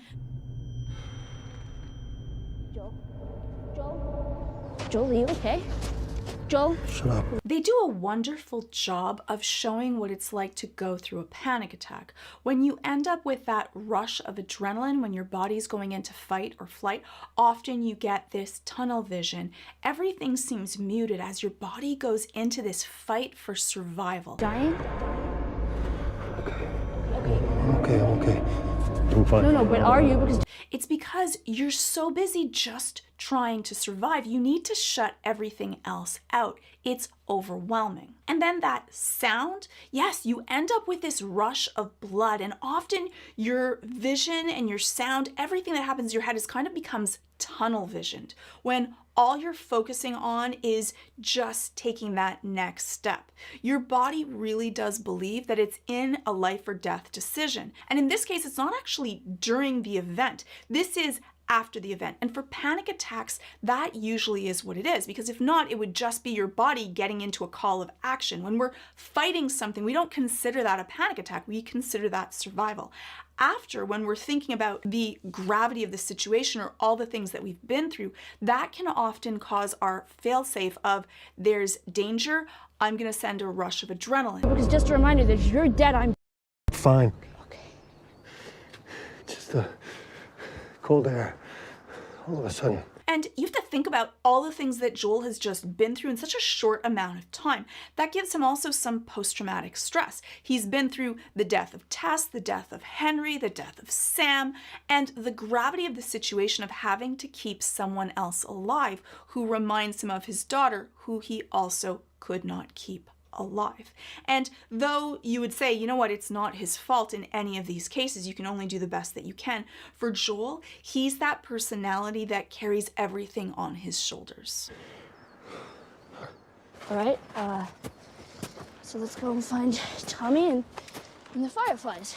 And what you want to do during a panic attack, Joel, that taking that moment for yourself and saying, I'm okay, that really works. Saying that there is no danger, there is no tiger, I can only do the best that I can, lowers our threshold for feeling like there is a danger, that we're going to need a rush of adrenaline. Now, these rushes of adrenaline happen more often when we look at ourselves and don't think that we're going to be able to survive this situation on our skills alone, or when bad things have already happened, which makes us doubt ourselves.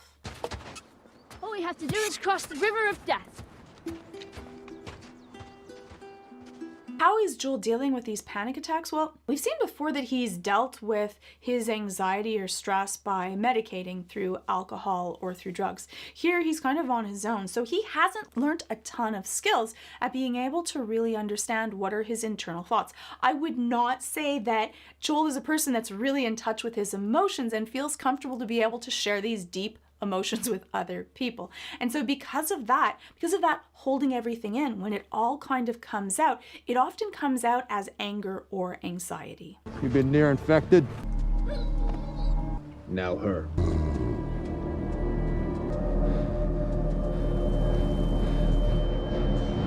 And you see in that moment, Joel freezes up. He goes through that fight or flight. You can hear that noise. That's when his anxiety system is fully activated. He knows that Ellie is in a lot of danger. I think that we're really often very hard on ourselves depending on our fight or flight response. You really never know what you're going to do. In different situations, your body may decide to do something different. Adaptively, that was a really good idea, that not everyone is going to react exactly the same way. Some of us are going to faint, some of us are going to freeze, some of us are going to fight, some of us are going to flight. That allowed us, that variability allowed that some of us would survive no matter what the situation was, because we're all going to do something that's a little bit different. You can tell that for Joel and for me when I was watching this scene, I'm like, oh my God, do something, she's in danger. He couldn't do anything. And also, it's really hard to process when you have this rush of different feelings and it seems like a moment seems like an hour. And yes, you can train yourself to have a certain reaction. That's what the military does. That's what happens if you're dealing with martial arts and a lot of training in certain situations, and also police officers and people that run security. They actually train themselves to maybe do something that's counterintuitive to what their body would actually do in a circumstance. But that takes a lot of training. Now again, some of us though are naturally adapted to fight or flight in certain situations, and sometimes that's the right thing to do, and sometimes it's not. You just bought yourself 10 more seconds. What are you doing out here? Just looking for my brother. Pedro does a really good job of that relief, of as that rush of adrenaline goes through your system, then you're breathing again. And often for anxiety, it's these short chest breaths. It's not that deep, long belly breaths that means that we're really calm. The anxiety that you feel, you can really sense it more inside of your chest, though we can also just hold our breath sometimes when we're going through a lot of anxiety. Remember that sometimes it's a good thing to freeze or to faint. Some animals aren't going to attack something that doesn't run. So even though you may be really hard and judgmental to the reaction that your body has, sometimes that actually will be the right thing to do. So what do you do when you're going through a panic attack? One, pause and breathe. You're going to try to take deep, slow breaths.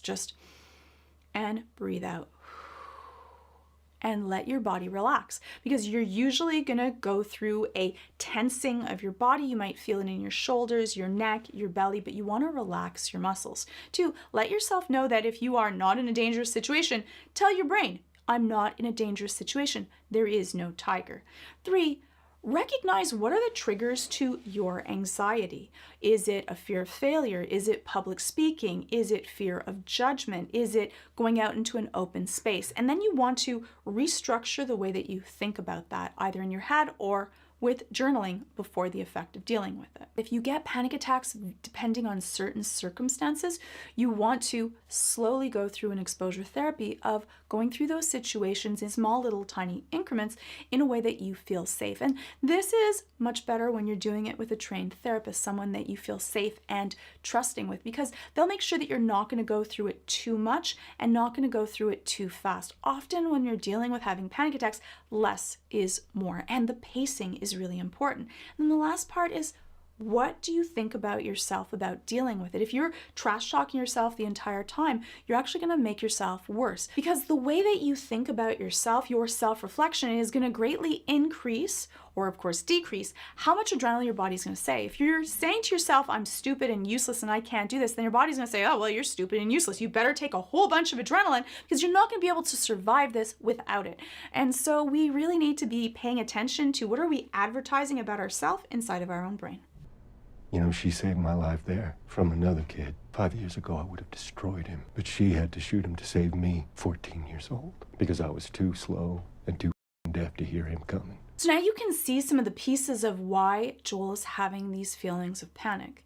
His self-reflection on where he is and where he should be, he no longer sees himself as fit as he used to be, and because of that, he doesn't know that he's going to be able to deal with it. I would say also that he probably feels a lot of the weight of the guilt of all of the things that he's been through and that he hasn't been able to save people. He's just lost 3 people in a very short amount of time. And so that also changes our self-reflection, or do a really great job usually of lying to ourselves, of being able to say that things are okay, and we often minimize danger that's around us. But when we've gone through something that we didn't expect to have happen, that often shakes our feelings of self and our feelings of security in what we're able to do and what we can't. And so Joel's going through a lot of self-doubt. And so because of that, it's going to add to his anxiety. And then that feeling of the gravity, the weight of having to take care of someone who, one, is about the same age as his daughter, but also who is carrying the possible key to save all of humanity. You can see how that is a huge weight for anyone's shoulders, but especially for Joel, who no longer sees himself as capable as he used to be. And today I thought that dog was going to tear her apart because it smelled something on her. And all I did was stand there. I couldn't move. That self-reflection, the way that we frame what has happened to us, really changes the way that we see ourselves. And for Joel, he sees himself as he used to be a man of action, someone when an anxiety or something bad or an emergency happened, he was the first person to be able to do something, and he did it right. And in these cases, he judged that he handled it wrong. Interestingly enough, with the case with the dog, if he had made a move, it would have ended up with both of them being killed. So did Joel really make the wrong move, or did he do the best that he could with the situation at hand? We do the best that we can with the tools and the situation that's in front of us. And not always is that, in 2020 hindsight, going to be the perfect thing, but that's the best that we can do. And when you're making these snap decisions, it's really hard to be able to process enough information to always make the perfect move. I couldn't think of anything to say. I was so afraid. And for Joel, I'm so happy that in this case, he's found someone that he actually trusts enough to be able to be honest. I haven't seen Joel really share his feelings in a way that you could feel that he was feeling them. He's kind of done that a little bit with Ellie, but you can tell with his brother, this is a trusted relationship. He's able to say, I'm afraid, and you can feel the fear on his voice. He really means it. And I think that also he's doing it as a tool to let his brother know the gravity of what he's coping with so his brother can empathize with him. I think that a lot of people now are kind of taught that having these deep emotions, especially ones such as fear or sadness, means that they're weak or they're not good enough. And that's the opposite. Actually being able to feel these feelings are a sign of strength. Feeling something is the honest and real way to be. And if you're strong enough, you're going to be able to carry that. You think I can still handle things, but I'm not who I was. I'm weak. See, and I don't like that. That's because it's so inaccurate. He's different. He definitely might not be as sharp and he might not be able to hear as well as he used to be. But going through trauma is going to have an effect on you. That doesn't make you weak. That makes you human. That's what happens to us. He's not a machine and he cares. If he had no empathy, then maybe none of this would really affect him. But then would he be the best person to be able to take care of Ellie? The fact that he cares about her, yes, in some ways that makes him vulnerable because he might take risks that he wouldn't already take. But that's the kind of person that I would want to have to take care of myself or someone that I cared about. And I have dreams every night. What kind of dreams? I just know that when I wake up, I've lost something. I love that his brother asked him about the dream. When we've gone through all of these traumatic events, we often replay them at night.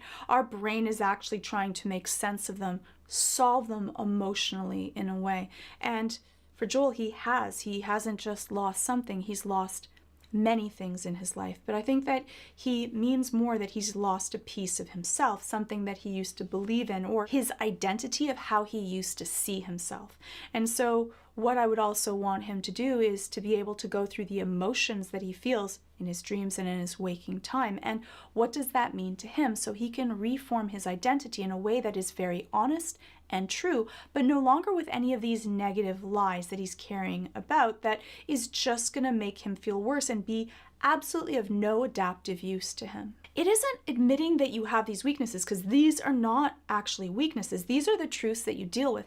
If you just shut them away and box them and put them into a closet, they're going to come out at any point in time when you don't want to, as possibly for Joel, panic attacks, or it could be traumatic flashbacks, because they're unresolved issues that your body wants you to be able to fix. You have these flashes because your body's trying to process something that is probably too deep, too emotional, and you have to do it in little tiny pieces. So when he's feeling good and strong, if he was able to share it and talk about it, one is it normalizes it. It lets you know that there's nothing wrong with you for feeling this way, and that's why a lot of support groups, everyone kind of shares what they feel comfortable to be able to share.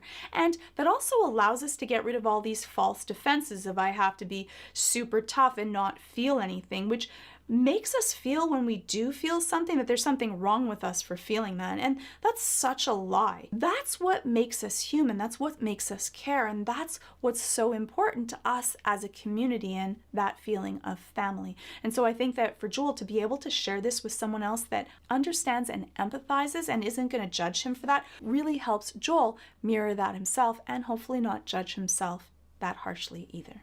I'm failing in my sleep. It's all I do. It's all I've ever done is fail again and again. For that, you can tell that that's really Sarah that he's talking about, that it's being replayed out in other people, but it's kind of that projected fear that he was never able to save Sarah. And that kind of pain is really difficult to resolve. I think that for most people, that is usually easier to be able to deal with through journaling, through self-expression, through a creative way, or through seeing a therapist. You want me to take her? I'm just gonna get her killed, I know it. I have to leave her. And I get why he's saying it, because he's afraid of failure. But the thing is that whenever you do something because of fear, it's usually the wrong reason. It might be the right answer, but it's the wrong reason for doing things, because once you start allowing your fear to take control and make decisions for you, that's what you're going to continue to do, and you're going to stop doing things that you probably should be doing, because that adds to your feeling of self-doubt. Now, for Joel, it's also that feeling of he doesn't want to have to carry that burden to his ego, that what happens if he does fail or something bad happens, because let's just say it, bad things happen always. None of us are immune to that, but running away from things isn't going to protect us from that either. And so you really want to check when you're allowing your anxiety to control your actions. You don't want the 3-year-old part of your brain to have the keys to your brain's car. Unless, of course, you're actually in a life or death situation, then sometimes the best thing to do is just do what your body wants you to do. I mean, it's why you took off on me, right? To make up for the things we did. Tommy, you're the only one I trust. If anyone else sees those bites on her, what's under her skin, they'll shoot her. It's the last thing I'll ever ask of you.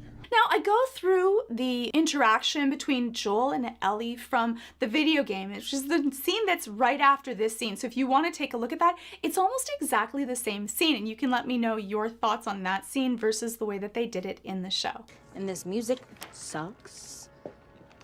You little thief. I was definitely, probably gonna give it back. Right. Sorry, the music will get this scene. Copyright struck from me, so I'm playing it without music.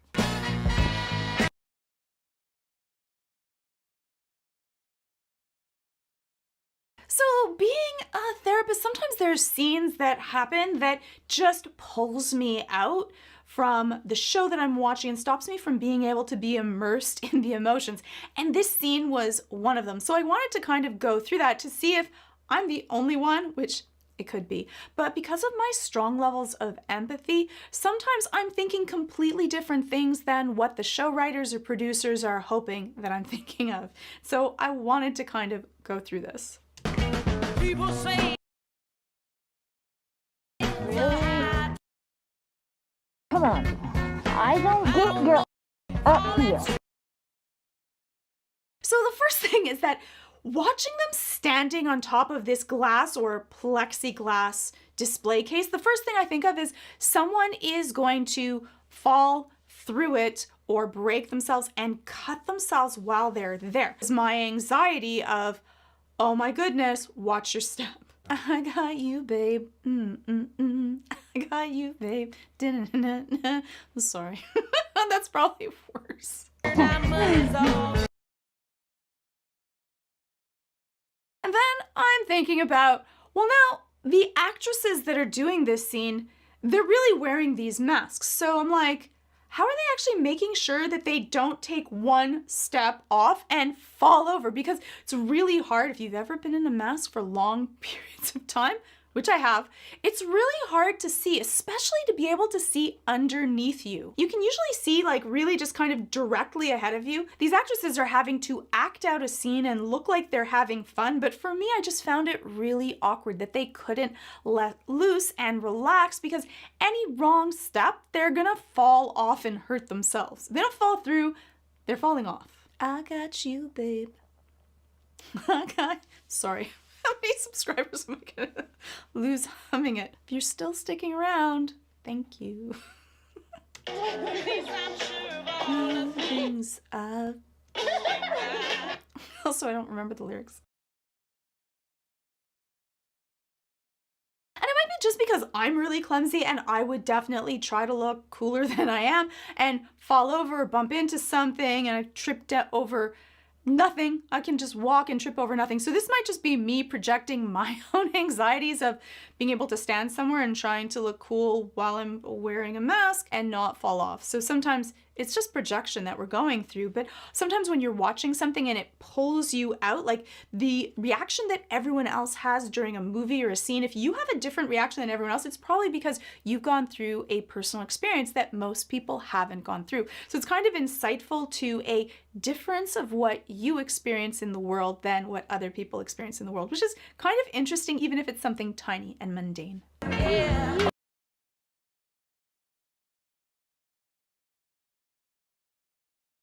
And so I think that they were hoping that we would feel this childlike sense of wonder, which I'm all into. That kind of is my thing. So I think that this episode was probably something that I should have felt all this childlike wonder in, but I couldn't. One is I'm thinking about zombies and risk, and also because of scenes like this, I'm too busy worrying about what they're going through to be able to really relax. And people that are high on the levels of empathy often do that. If someone else is not feeling okay, they can't feel okay either because they're too busy living inside of someone else's shoes, which sometimes you need to work on so that you're able to let other people enjoy what they're doing the way that they want and not be like, you have to sit down because I can't enjoy it unless you're enjoying it also. Because sometimes what we want is not what they want, and we have to be able to separate that.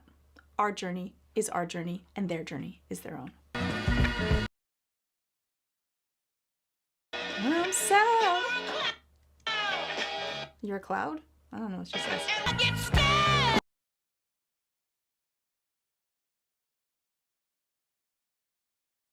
And it didn't even end there. The last piece was that I was thinking about how much they must be overheating and sweating inside of this mask, because when you're wearing a mask, especially if you're dancing, you're breathing. So it's not just the heat from yourself that's inside of this mask, or for other people that might have more of a claustrophobic feeling inside the mask, but that your own condensation is kind of building up within the mask. So you're getting this warm, thick air that you're breathing the entire time, which kind of makes you sticky and sweaty. So that's what I'm busy thinking instead of being able to relax and enjoy the moment and them being able to enjoy this cool experience together.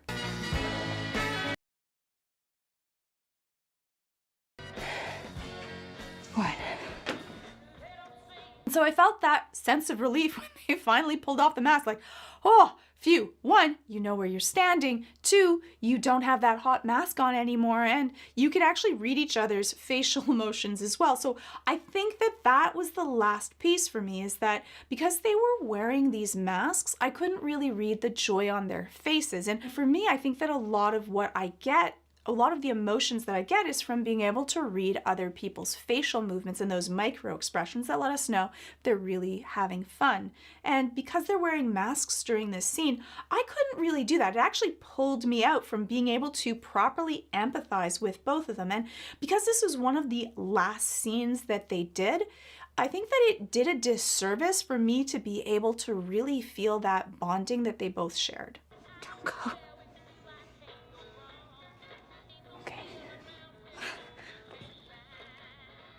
So I'm redoing this video. You may wonder why.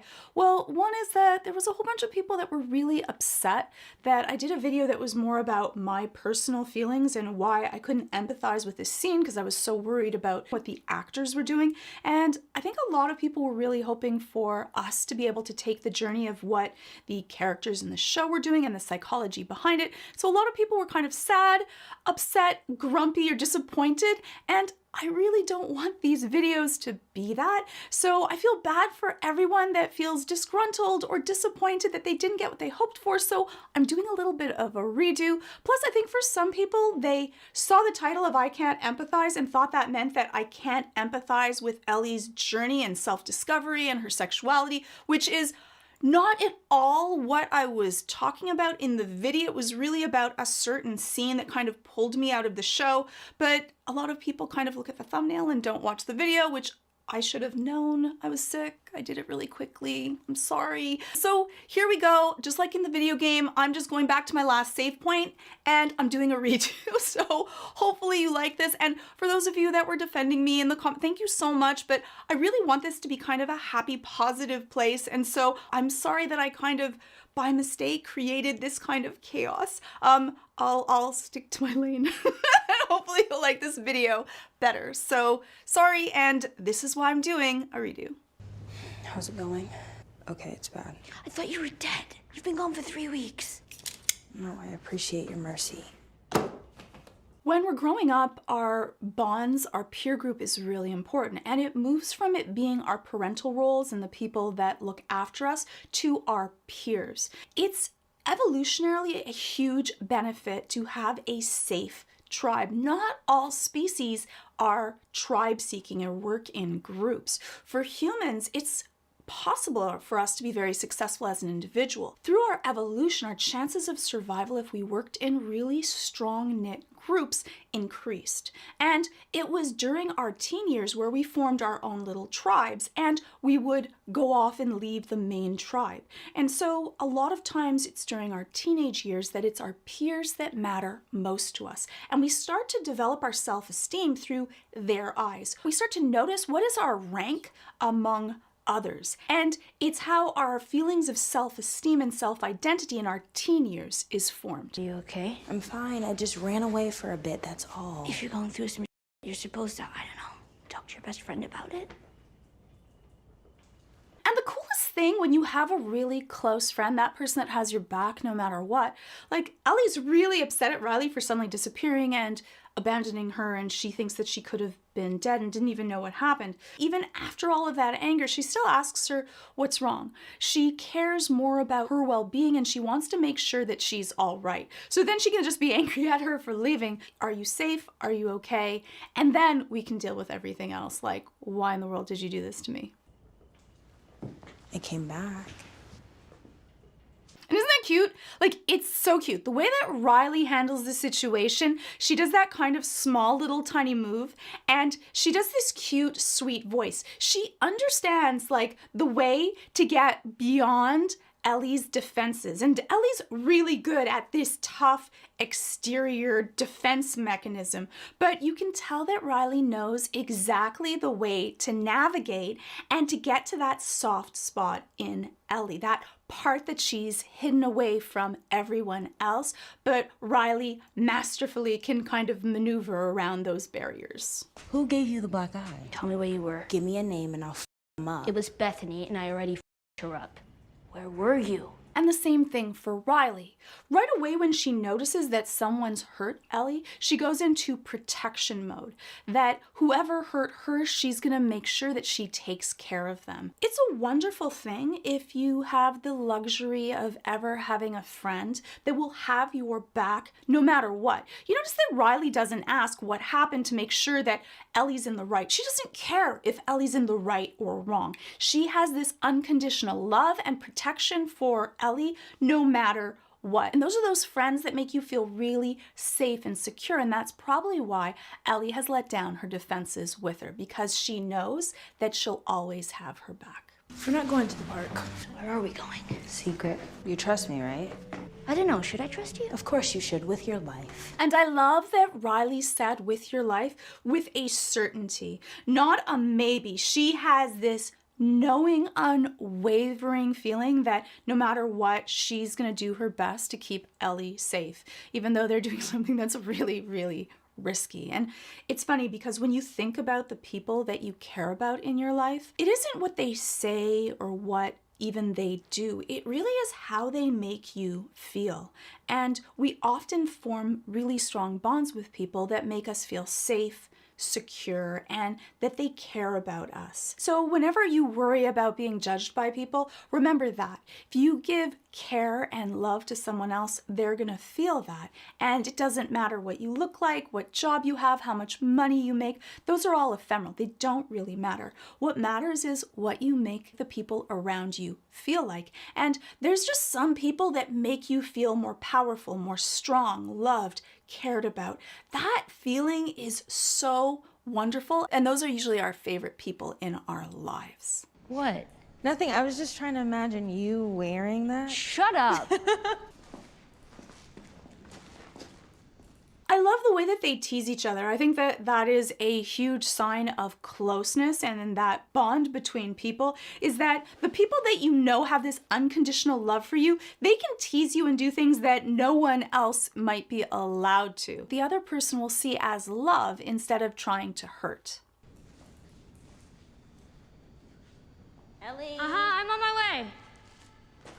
But you can see that that comment about "I can't see you" with this kind of pulled Ellie out. When you're very close with someone, you don't really see their physical appearance. You kind of see the other person for the things that are on the inside, not their status or their hair or if they're looking great or horrible, but their character traits, how they make you feel. You might want to give a break to your special loved one that didn't notice that you changed your nail color or cut your hair or wearing a different shirt, because it might just be that the things that they're seeing are those important parts of who you are as a person, and they don't actually care about the shell that you're in.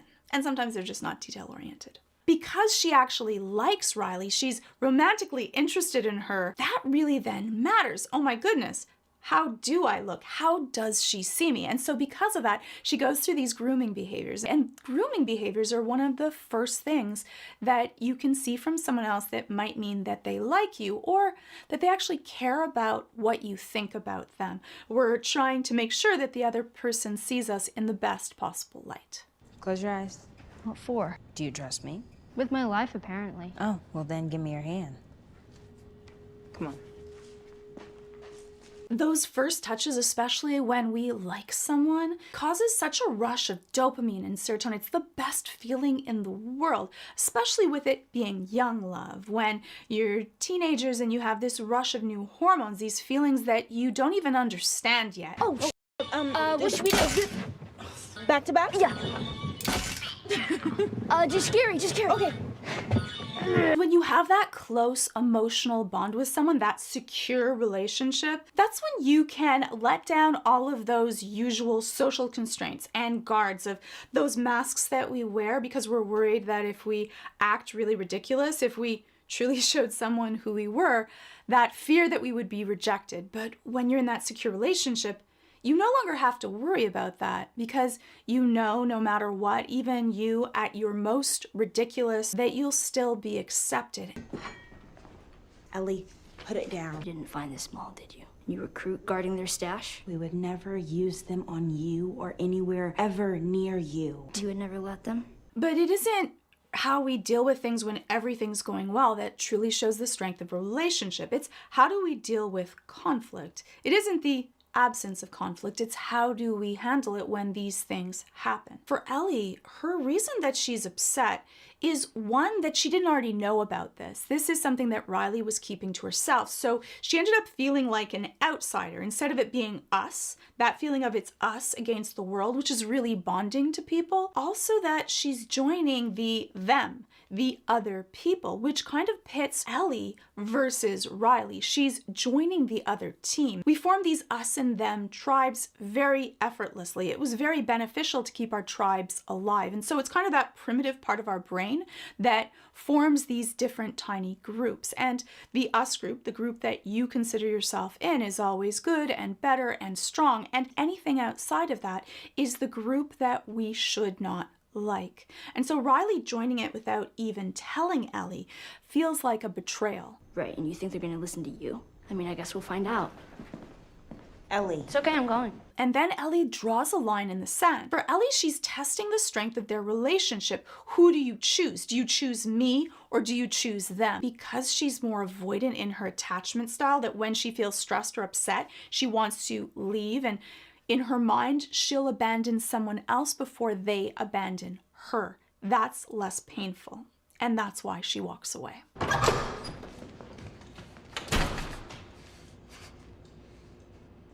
And that closing of the door kind of wakes up Ellie. Often when we're really upset and hurt, we're kind of in that limbic primal mindset. We're not really processing it. If this is going to be the last time that I see Riley, is this actually how I want to end things? When we're feeling all of our ego is kind of all riled up, we often want to hold our position, even if we've changed our minds or we feel that our position is wrong or we might have made a mistake.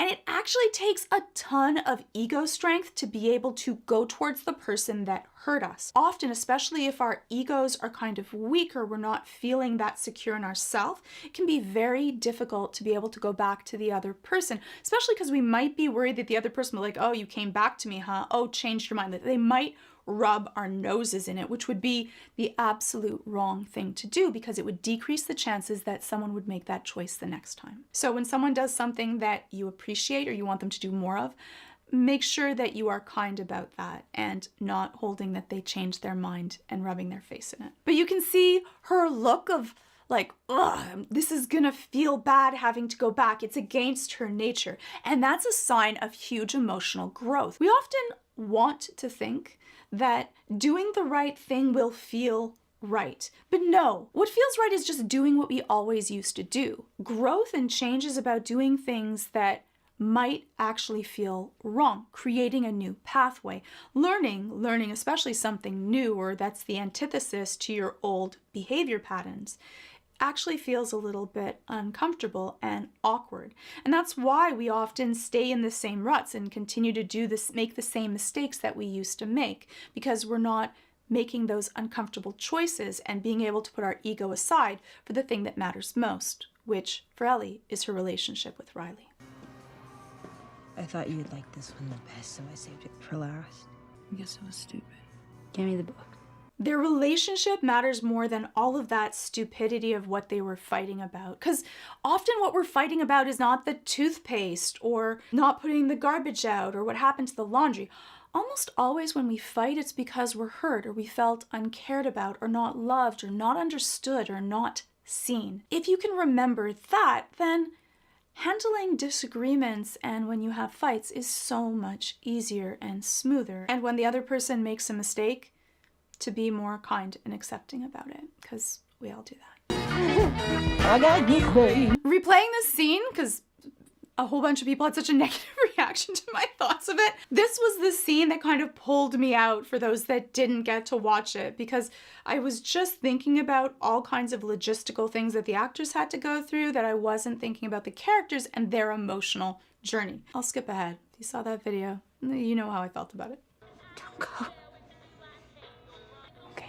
And I love the way that Ellie says, don't go. It's so heartfelt. And then that rush of emotion where you feel like you've lost someone and that they've decided to stay with you, that she put her line in the sand and that she chose her. She's choosing to stay with Ellie just for Ellie, even though it might not even be the best decision for her. I'm sorry. For what? And then that kiss, the first kiss that you have with someone that you really have wanted and probably thought about kissing and care about so much. It's such a rush of oxytocin and serotonin and dopamine. Kind of just takes over. It's such a wonderful feeling. And Ellie and Riley, they're also at that age of being a teenager and dealing with hormones and identity and who you are. And so that feeling is amplified even more. And so you can tell that Ellie was kind of just in the moment, and then she realized, oh my goodness, what just happened? And I don't know how Riley even feels about this. Riley's answer was perfect. The for what? She has such a great way of saying things, packaging them so that Ellie can really hear them and feel immediately at ease. What do we do now?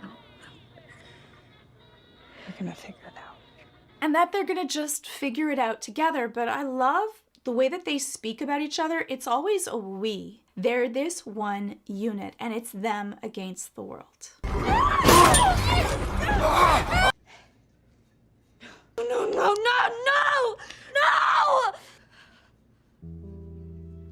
It's really easy when things are good to have a really healthy, strong relationship, but it doesn't really test how strong a relationship it is. Because when everything's going right, life is so easy. When the person that you care about is doing everything that makes you feel loved and cared for. It's what happens when they make a mistake or screwed up.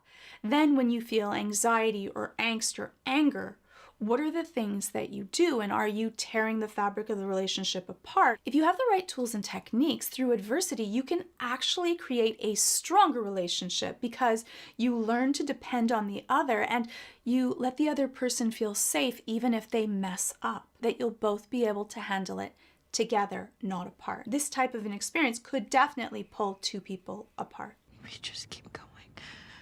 What are you talking about, really? It's over. It will be, but not yet.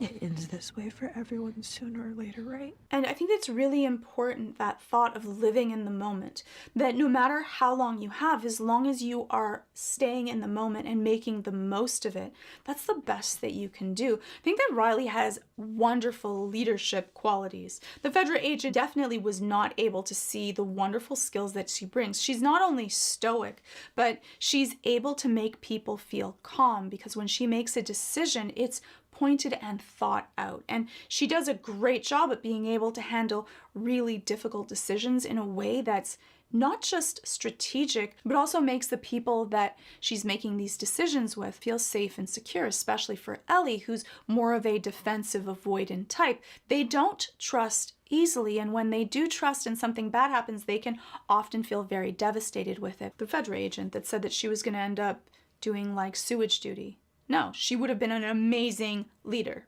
The stuff that she says is just wise and poignant and comforting. Like comforting to me, and I'm just watching the scene. Some of us just get there faster than others, but we don't quit.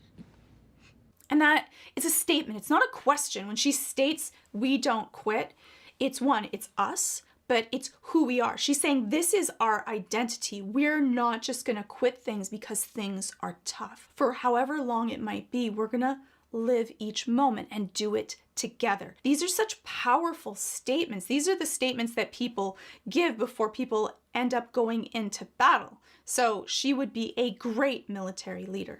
Whether it's 2 minutes or 2 days, we don't give that up. I don't want to give that up. That clasping of the hands that they do together, it really is that symbol of that bond, that we're in this together. It's you and me, whether no matter how long it is, we're sticking together. And the one time that Riley says something that's just about her is to say how precious these moments with Ellie really are. She doesn't want to be able to emotionally waste this time that they could have, even if it's just 1 more minute together. It's worth it. I'm sorry. I'm sorry. And she apologizes for this happening and for how this has ended up, but they don't blame each other through it. It's really beautiful because you could see how this would be one blaming the other and them having a fight and being defensive. We often, when something bad happens, it's so heavy on us as our character to be able to take responsibility for that. We often don't want to be looked at as this monster or bad guy or person that made a mistake. And so because of that, we will project that out and blame someone else or something else that happens. It takes a lot of emotional maturity to be able to carry on your part of a mistake. And that often is very soothing to someone else when you don't blame them, especially when it's a part of it that actually could be blamed on someone else. For Riley, because she decided to bring Ellie here in this dangerous situation, you can see how Ellie might have said, Riley, how could you do this? If you hadn't have done this, you had just listened to me. If you hadn't have joined the Fireflies, none of this would have happened. And then Riley would have probably blamed Ellie, and they would have spent their last moments with them fighting and both feeling bad and guilt in a really short amount of time. Instead, she just apologizes. She takes personal responsibility, and Ellie doesn't even have to say it's okay. They just hold each other because it's understood. I think that in a world where death is all around you, I think that we also look at it differently. It's something that we've already thought about, and we can't control how we die and what happens, and we often spend so much time on it, but we can control the way that we handle it. And I think that Riley handles it with such stoicism that I doubt that many of us could really do.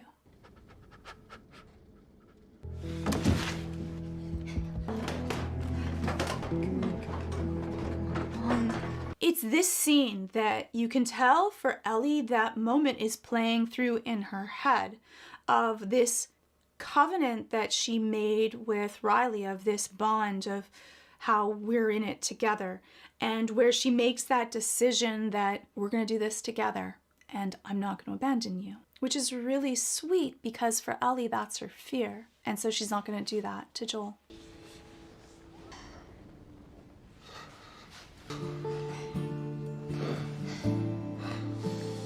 I think think that that clasping of her hands with Joel is this beautiful testament to Riley of how she learnt from her that it doesn't really matter how long we have, but what we do with it. And just like Riley decided that they were going to stick this out together. And I think that that clasping of the hand is kind of that solidification of that bond that she made with Riley that she's now also making with Joel. That lesson that she learned from her, that no matter what, we don't give up. So I'm going to give a little disclaimer to this video. We're going to be dealing with some very difficult subjects, grooming and sexual assault. And the reason that I chose to do this subject is that I think that many people don't speak about it because of how painful and insightful it is. If this is too much for you, or this is an area that causes you a lot of trauma, perhaps skip this video, or if you feel that it's too much, don't feel bad about having to stop it. Just, you want to remember that whatever you're consuming inside of your brain leaves an effect, and if you're not ready or don't feel comfortable to be able to talk about or hear about this subject, don't feel bad about that. I'll see you in the next video. For what it's worth, this is just deer meat, I swear. You're gonna chop me up into little pieces. I'd rather not. When we talk about grooming behavior and what happens, often the person, usually a person in a position of power, they usually try to isolate the target person, the person that they want to be able to groom and control. He has her alone and she's caged. There's nowhere that she can go. Please, just tell me your name. If you want to judge me... Judge you? You're eating people! Why does he even care what her name is? Well, one thing is that when we hear someone call us by our name, it feels good. He wants to be able to slowly break down all of her defenses so that she will start to trust him. And the more that she trusts him, the more that he can bring her into the fold and hopefully have her become a part of his cult. Yes, there are only a few of us that know, but I would have told you. Sooner or later, I guess sooner. But you're special, you're different. And isn't that what we all want to hear?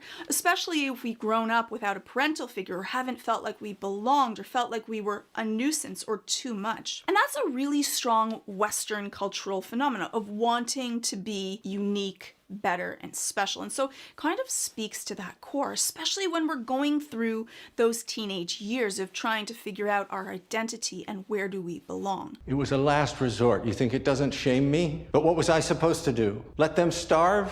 These people who put their lives in my hands? He uses personal disclosure and trying to show that he's transparent. He has flaws to be able to make him seem like the things that he's done are not that horrible, so that she can feel more of a sense of trust. People that do this are often very charismatic and actually have great people skills. On the surface, it seems like they're kind and thoughtful and caring. That's why when we're teaching children and young adults, it's so important to teach body autonomy and that it's okay to say no, and there's boundaries and consequences to the way that we allow people to treat us. And so yes, I don't really love it when we force children to be able to hug someone they may not feel comfortable to be able to hug or deal with. Now, I think that you should teach being polite and have proper manners. No matter what age, your voice matters. Who expect me to keep them safe? Who love me? Yeah, maybe. You don't believe that. I don't think your friend would either. Didn't he take another man's life to save yours? Defending himself. He was defending you, but you knew that. And you hear those manipulative kind of guilt-laden words. He wants her to feel bad so that she's not so angry and antagonistic. When we use things like guilt to be able to weaken people's ego strength, sometimes we also make them feel like we'll make them better than they are, that I'll love you more than other people will love you, and I see the things that no one else does, or I'll protect you where no one else will, which will socially isolate people so that it's easier to prey upon us. These are similar to sales tactics. We end up moving someone one step closer or putting them into an insecure or anxious or angry mindset so that it's easier to manipulate, where things are happening so quickly that moment to be able to think that maybe you don't want this and maybe you should do something. Because remember also, for us as humans, it's easier for us to stay in the situation that we are than make a change. Change caused risk, and risk is scary. And especially when we're a developing young adult, much earlier than just teenage years, so that's why I use the term, but when we're developing our sense of self, we haven't yet learned the things that we can do and we can't. And it becomes really difficult because of all of these social constraints of we should learn to just listen because that's what we're taught to do. Sit down, listen when someone speaks to us, don't break the rules, follow them. And so in this way, Ellie's oppositional traits are a benefit to her. You see a lot, so do I. And you know what I see when I look at you? Me. You remind me of me. And that's such a common one of, I see my traits in you. And this works really well to be able to create an alliance between people. You and I are the same. When someone says that to us, we naturally have this feeling of liking the person a little bit more because they see beyond me. A lot of us, that's one of our basic fears, is that if someone really saw me or knew me, they would judge me or wouldn't like me or wouldn't be good enough. You're a natural leader. You're smart, loyal. Those effusive compliments of, I see the things that no one else sees. And we have such a need to be valued and cared about, especially if we've come from a place where we don't have that kind of home stability. People that groom people are actually seeking out people that have gone through this want or need or difficulty, and they're going to try to fill this position of giving us what we so desperately want. Not just as young adults, though. This also can happen to us in our adulthood. Don't we all want to be affirmed and cared about? This is one of these core needs. People can often prey on that want to feel loved and cared about and to belong. Violent. You don't know anything about me. But I do. If I let you out of that cage right now, put that knife of yours in your hand. And I'm going to take a moment right now to say, if you've been assaulted or groomed or had someone take advantage of you, that does not mean that you're weak, doesn't mean that you've made this horrible mistake.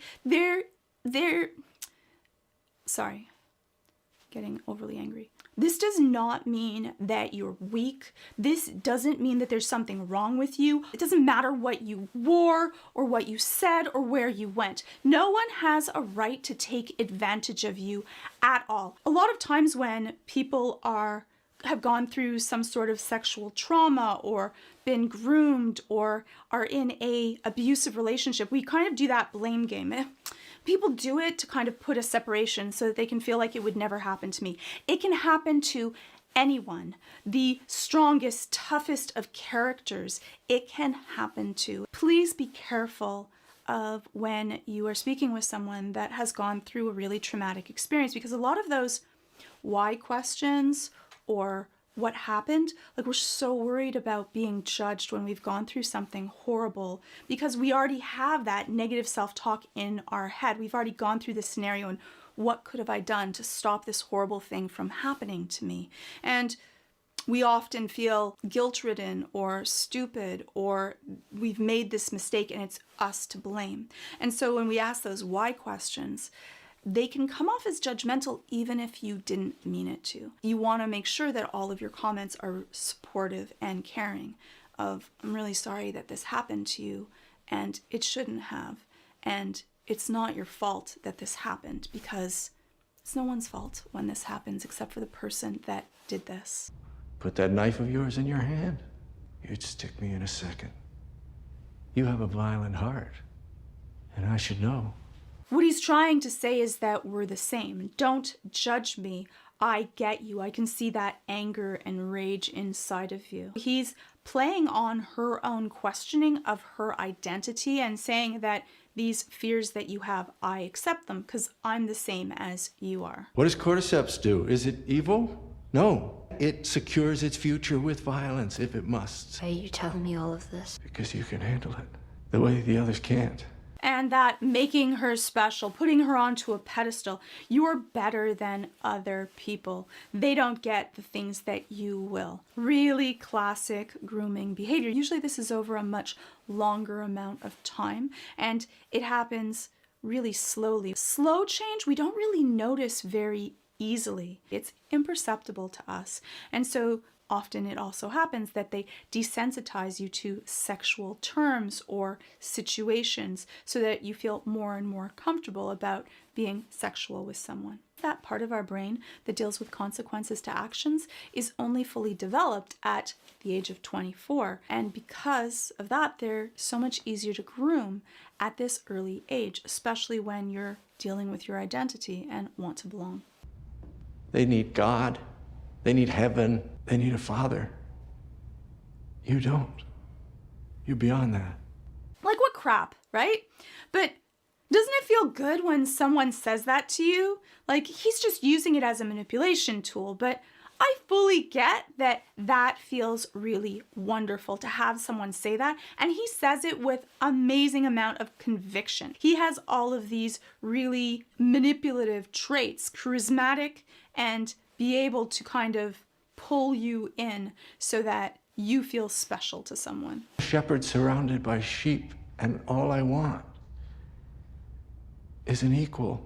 And how can even in your head you want to say that, yeah, I'm better than everyone else. Everyone else is like this, but I'm someone special. But I'll say the therapy thing, but in the end, you need to work on feeling special to yourself and be able to be that positive voice inside of you. And yeah, I know it sounds like one of these things that would be on a poster, but it's really true. And the more that you care about yourself and you work on what is the inner dynamics of what happens inside of your head, the better you'll feel and the less you'll have a need for someone else to fill it. What about my friend? I can tell the others to stop looking for him. Really? Yes. If he leaves us in peace, they will just let him go. They do what I tell them to do. They follow me. And a lot of times when you're in this position of feeling trapped, you want a way out, and so you want to find an alignment with the person that might be hurting you. That Stockholm syndrome, that we can form an alignment with the person that's the perpetrator against us because we think that if we're kind or nice, that they might treat us better, that we might not have to go through the horrible things that maybe other people have to go through, or they'll stop hurting us if we are more complacent or obedient. And they would follow us. Think of what we could do together. We'd make this place perfect. Imagine the life we could give them. Imagine the life we could build. That ominous O of her realizing what he wants. What I love about this scene is that Ellie is playing on him. She's using her own knowledge of his want for feeling powerful and that he's special to be able to kind of pull him in to get closer to her so that she can grab the keys, at the same time that he thinks he's actually manipulating her. There's no way out, Ellie. The doors are locked, and I have the keys.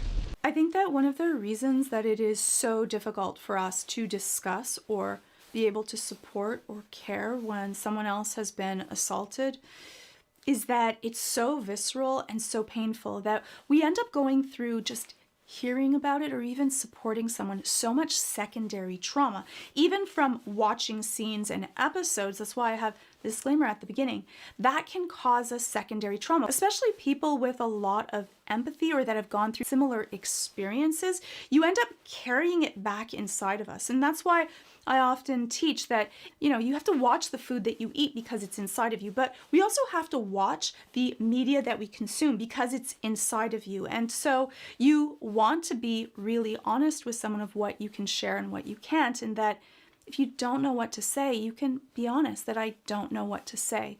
In the end, when someone's gone through something that's very traumatic, there's nothing really that you're going to say that's going to make them feel better, but that you're there for them. And that question of, what do you need from me? How can I support you? And are you okay? Often that feeling of I'm not alone is really helpful and healing, because when you go through something horrible, it's very isolating, and often we feel alone in this dark place. And that's why for a lot of these things, because they're so heavy, it's probably a good thing for those that find that therapy is helpful to be able to do that with someone that's professionally trained. Because it's so easy by mistake to say something that can make you feel worse. Other people may not be able to handle it. You don't know what someone else has been able to do. So sometimes when someone else can't handle it, it's not because they don't care. Sometimes it's because they care too much, or they may have gone through something that's traumatic in their history that they don't feel comfortable or they're not ready to share either. And so that becomes difficult because we often feel like we've just been abandoned, where it might just be that the other person can't carry it. I thought you already knew.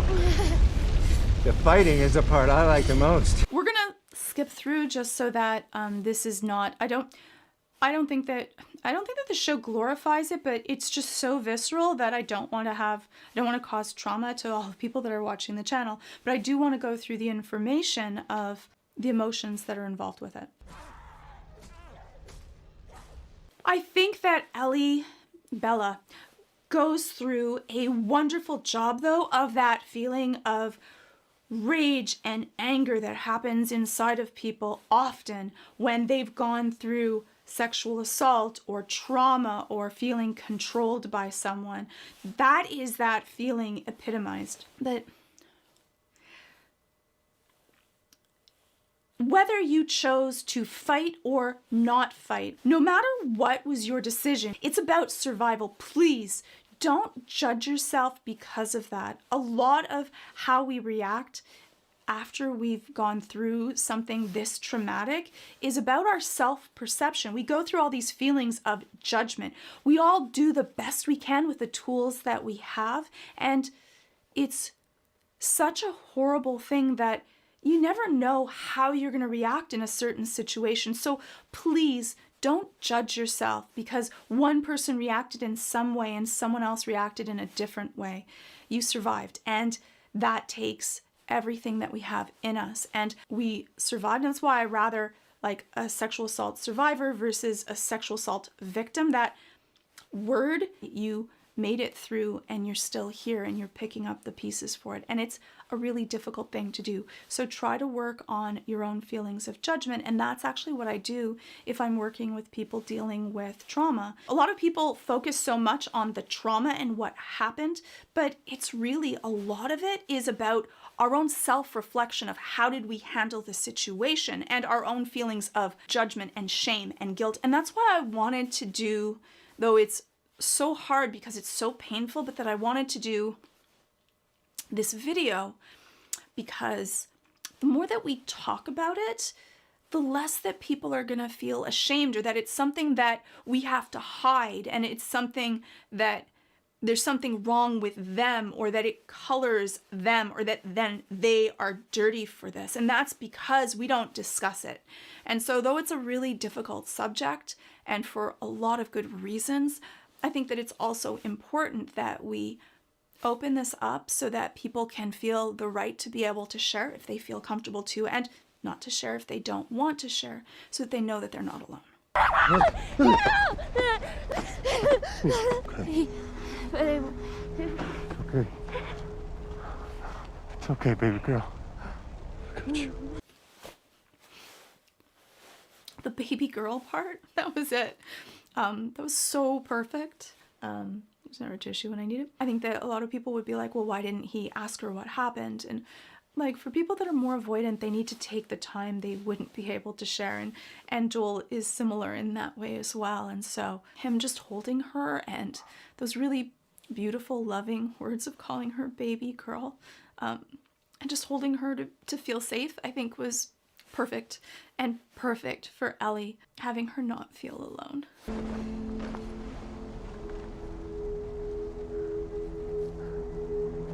Wrapping her around with his jacket and then kind of like walking and carrying her away is really that beautiful feelings of security and safety. Yeah, and so I think that he did a really good job of being able to be there and see her through this. And anything more of prying or asking her too many questions, I think that for Ellie and her avoidant attachment type would actually have made her feel worse. Not everyone feels better from talking about things. Some people feel worse talking about it. And so you want to understand that just because you think that you need to share it and let it out doesn't mean that everyone else does. We all deal with trauma and pain in a different way, and there isn't one right way from everyone. You don't want to hold it in if you're carrying it that, but it doesn't mean that for some people sharing things that are painful actually makes them feel worse until they feel ready to be able to share it, or sometimes they don't, and that's okay too. So you want to be respectful to the different ways in which people deal with grief. So I hope that this video was not too much. I often have a debate of like not wanting to traumatize the people that watch the different videos that I bring out, but I think that this one especially was just so important to be able to go through what happens and kind of open it up so that people don't feel so alone, and this is less of a taboo subject for people to be able to discuss so that people want to be able to share it or get help they feel more comfortable to.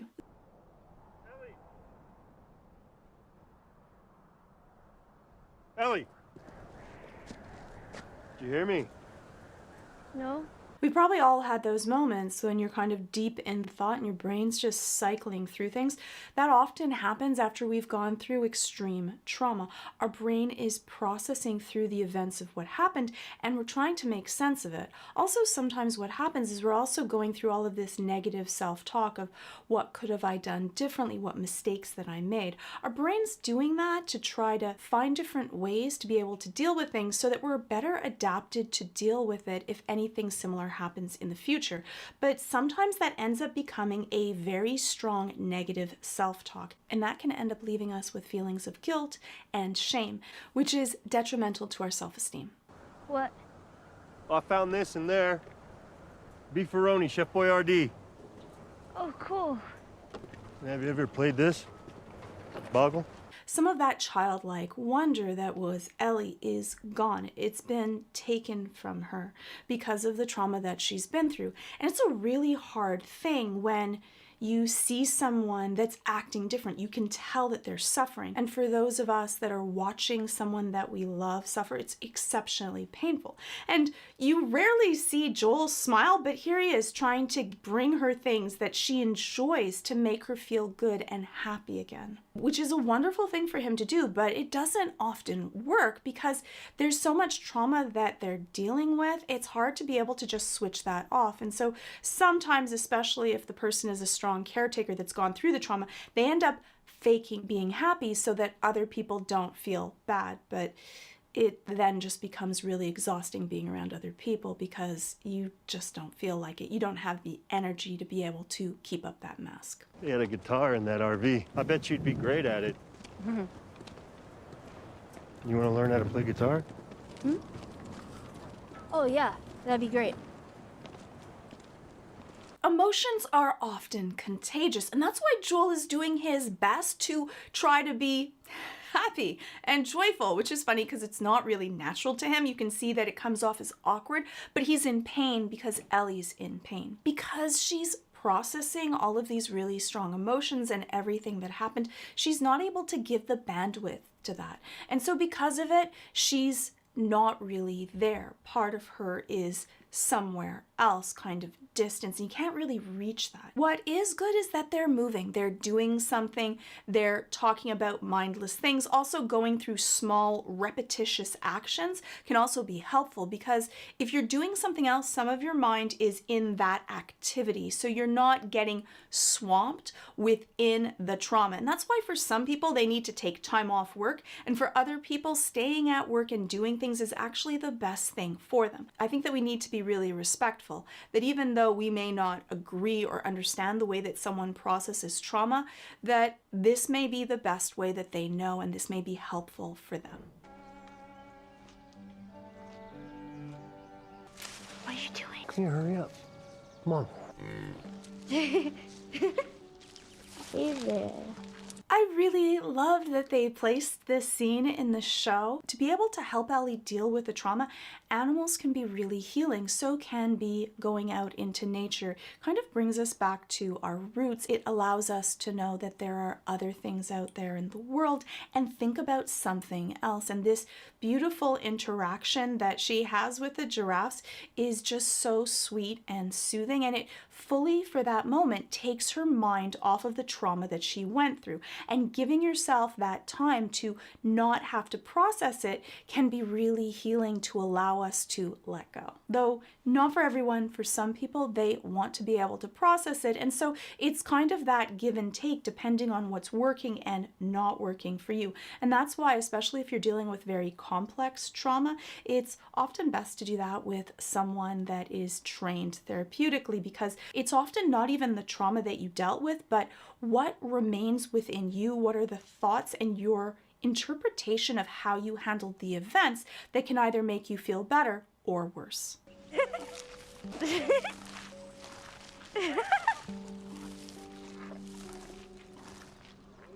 And you see Joel's face when he hears Ellie laugh, and it's not just a regular laugh, it's that girl-like sweet laugh. She's feeling better. And she probably hasn't laughed like this. He probably hasn't heard her do that since the episode with David. Sarah died, and I couldn't see the point anymore. Simple as that. And I wasn't scared either. I was ready. I couldn't have been more ready.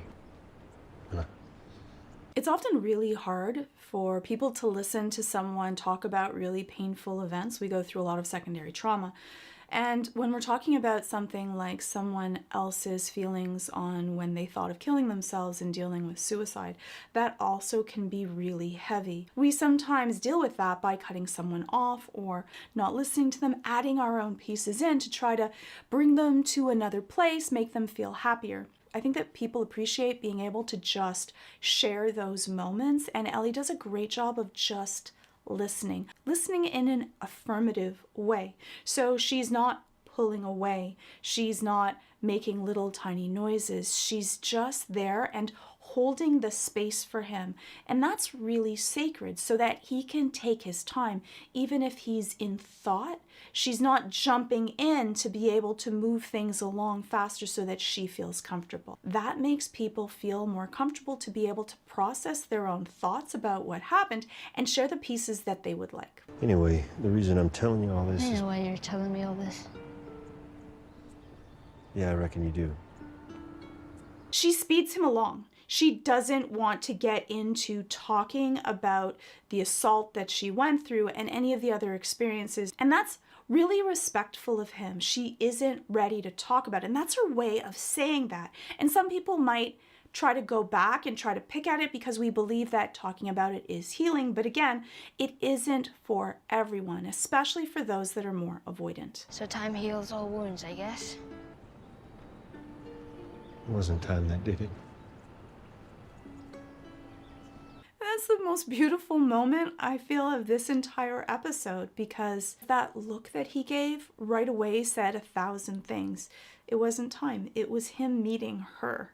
And for Ellie, who deals with these fears of abandonment, what a wonderful healing thing that both people that have gone through so many things that might have made them feel broken, together they were able to have this wonderful, I won't say healed. I don't like the word healed because that means that there's something actually wrong with us. They're not broken. They're just hurt, but they were able to find this feeling of safety with each other. The family that we have is the family that we choose. And that's what's really special about Joel and Ellie's relationship. I'm glad that didn't work out. Me too. We should probably get going. Yeah. You know what I'm in the mood for? What? Puns.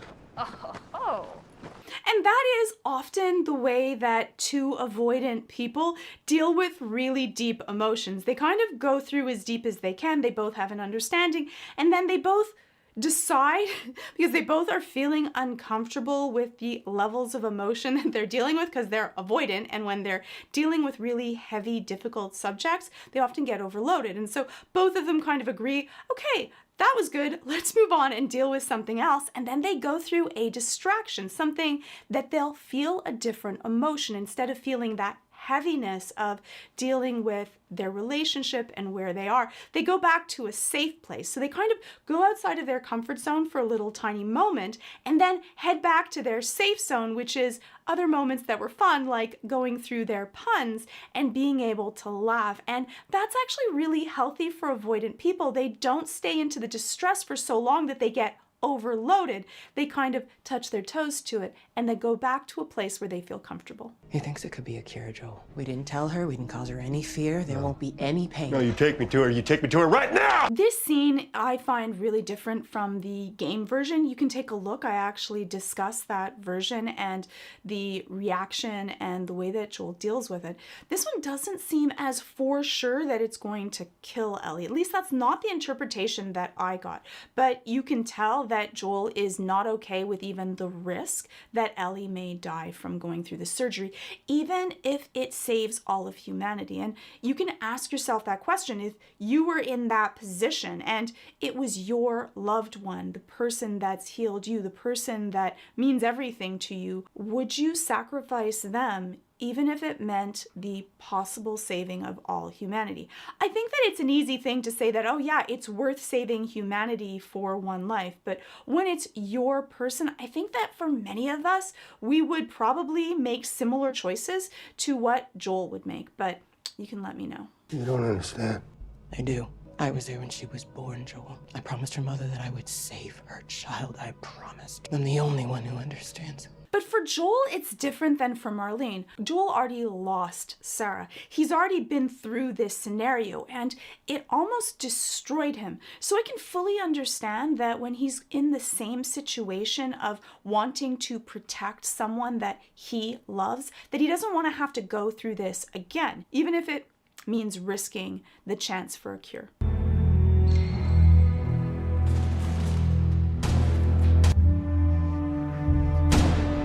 Now we see Joel when his back is up against the wall. You might say, well, how is Joel suddenly such a great fighter? He has amazing accuracy. There's no pause or flinching.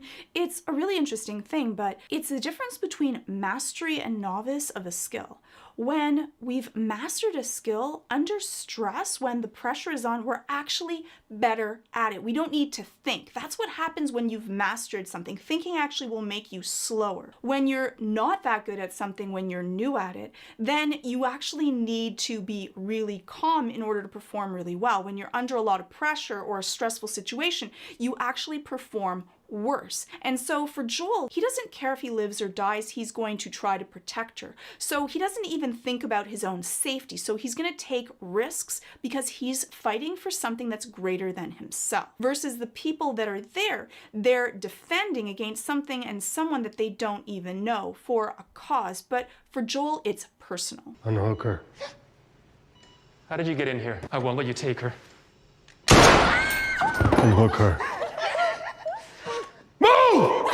And that kill was different. He shot the doctor cold blood directly in the head, and like his little tiny scalpel wasn't even a risk. This was personal, and for me, I really read it as this was the person that was going to hurt Ellie, and he's not just trying to stop them, which is what I think that he felt with the other soldiers, that if he let any of them live, they might have come after him and they were a risk to her safety.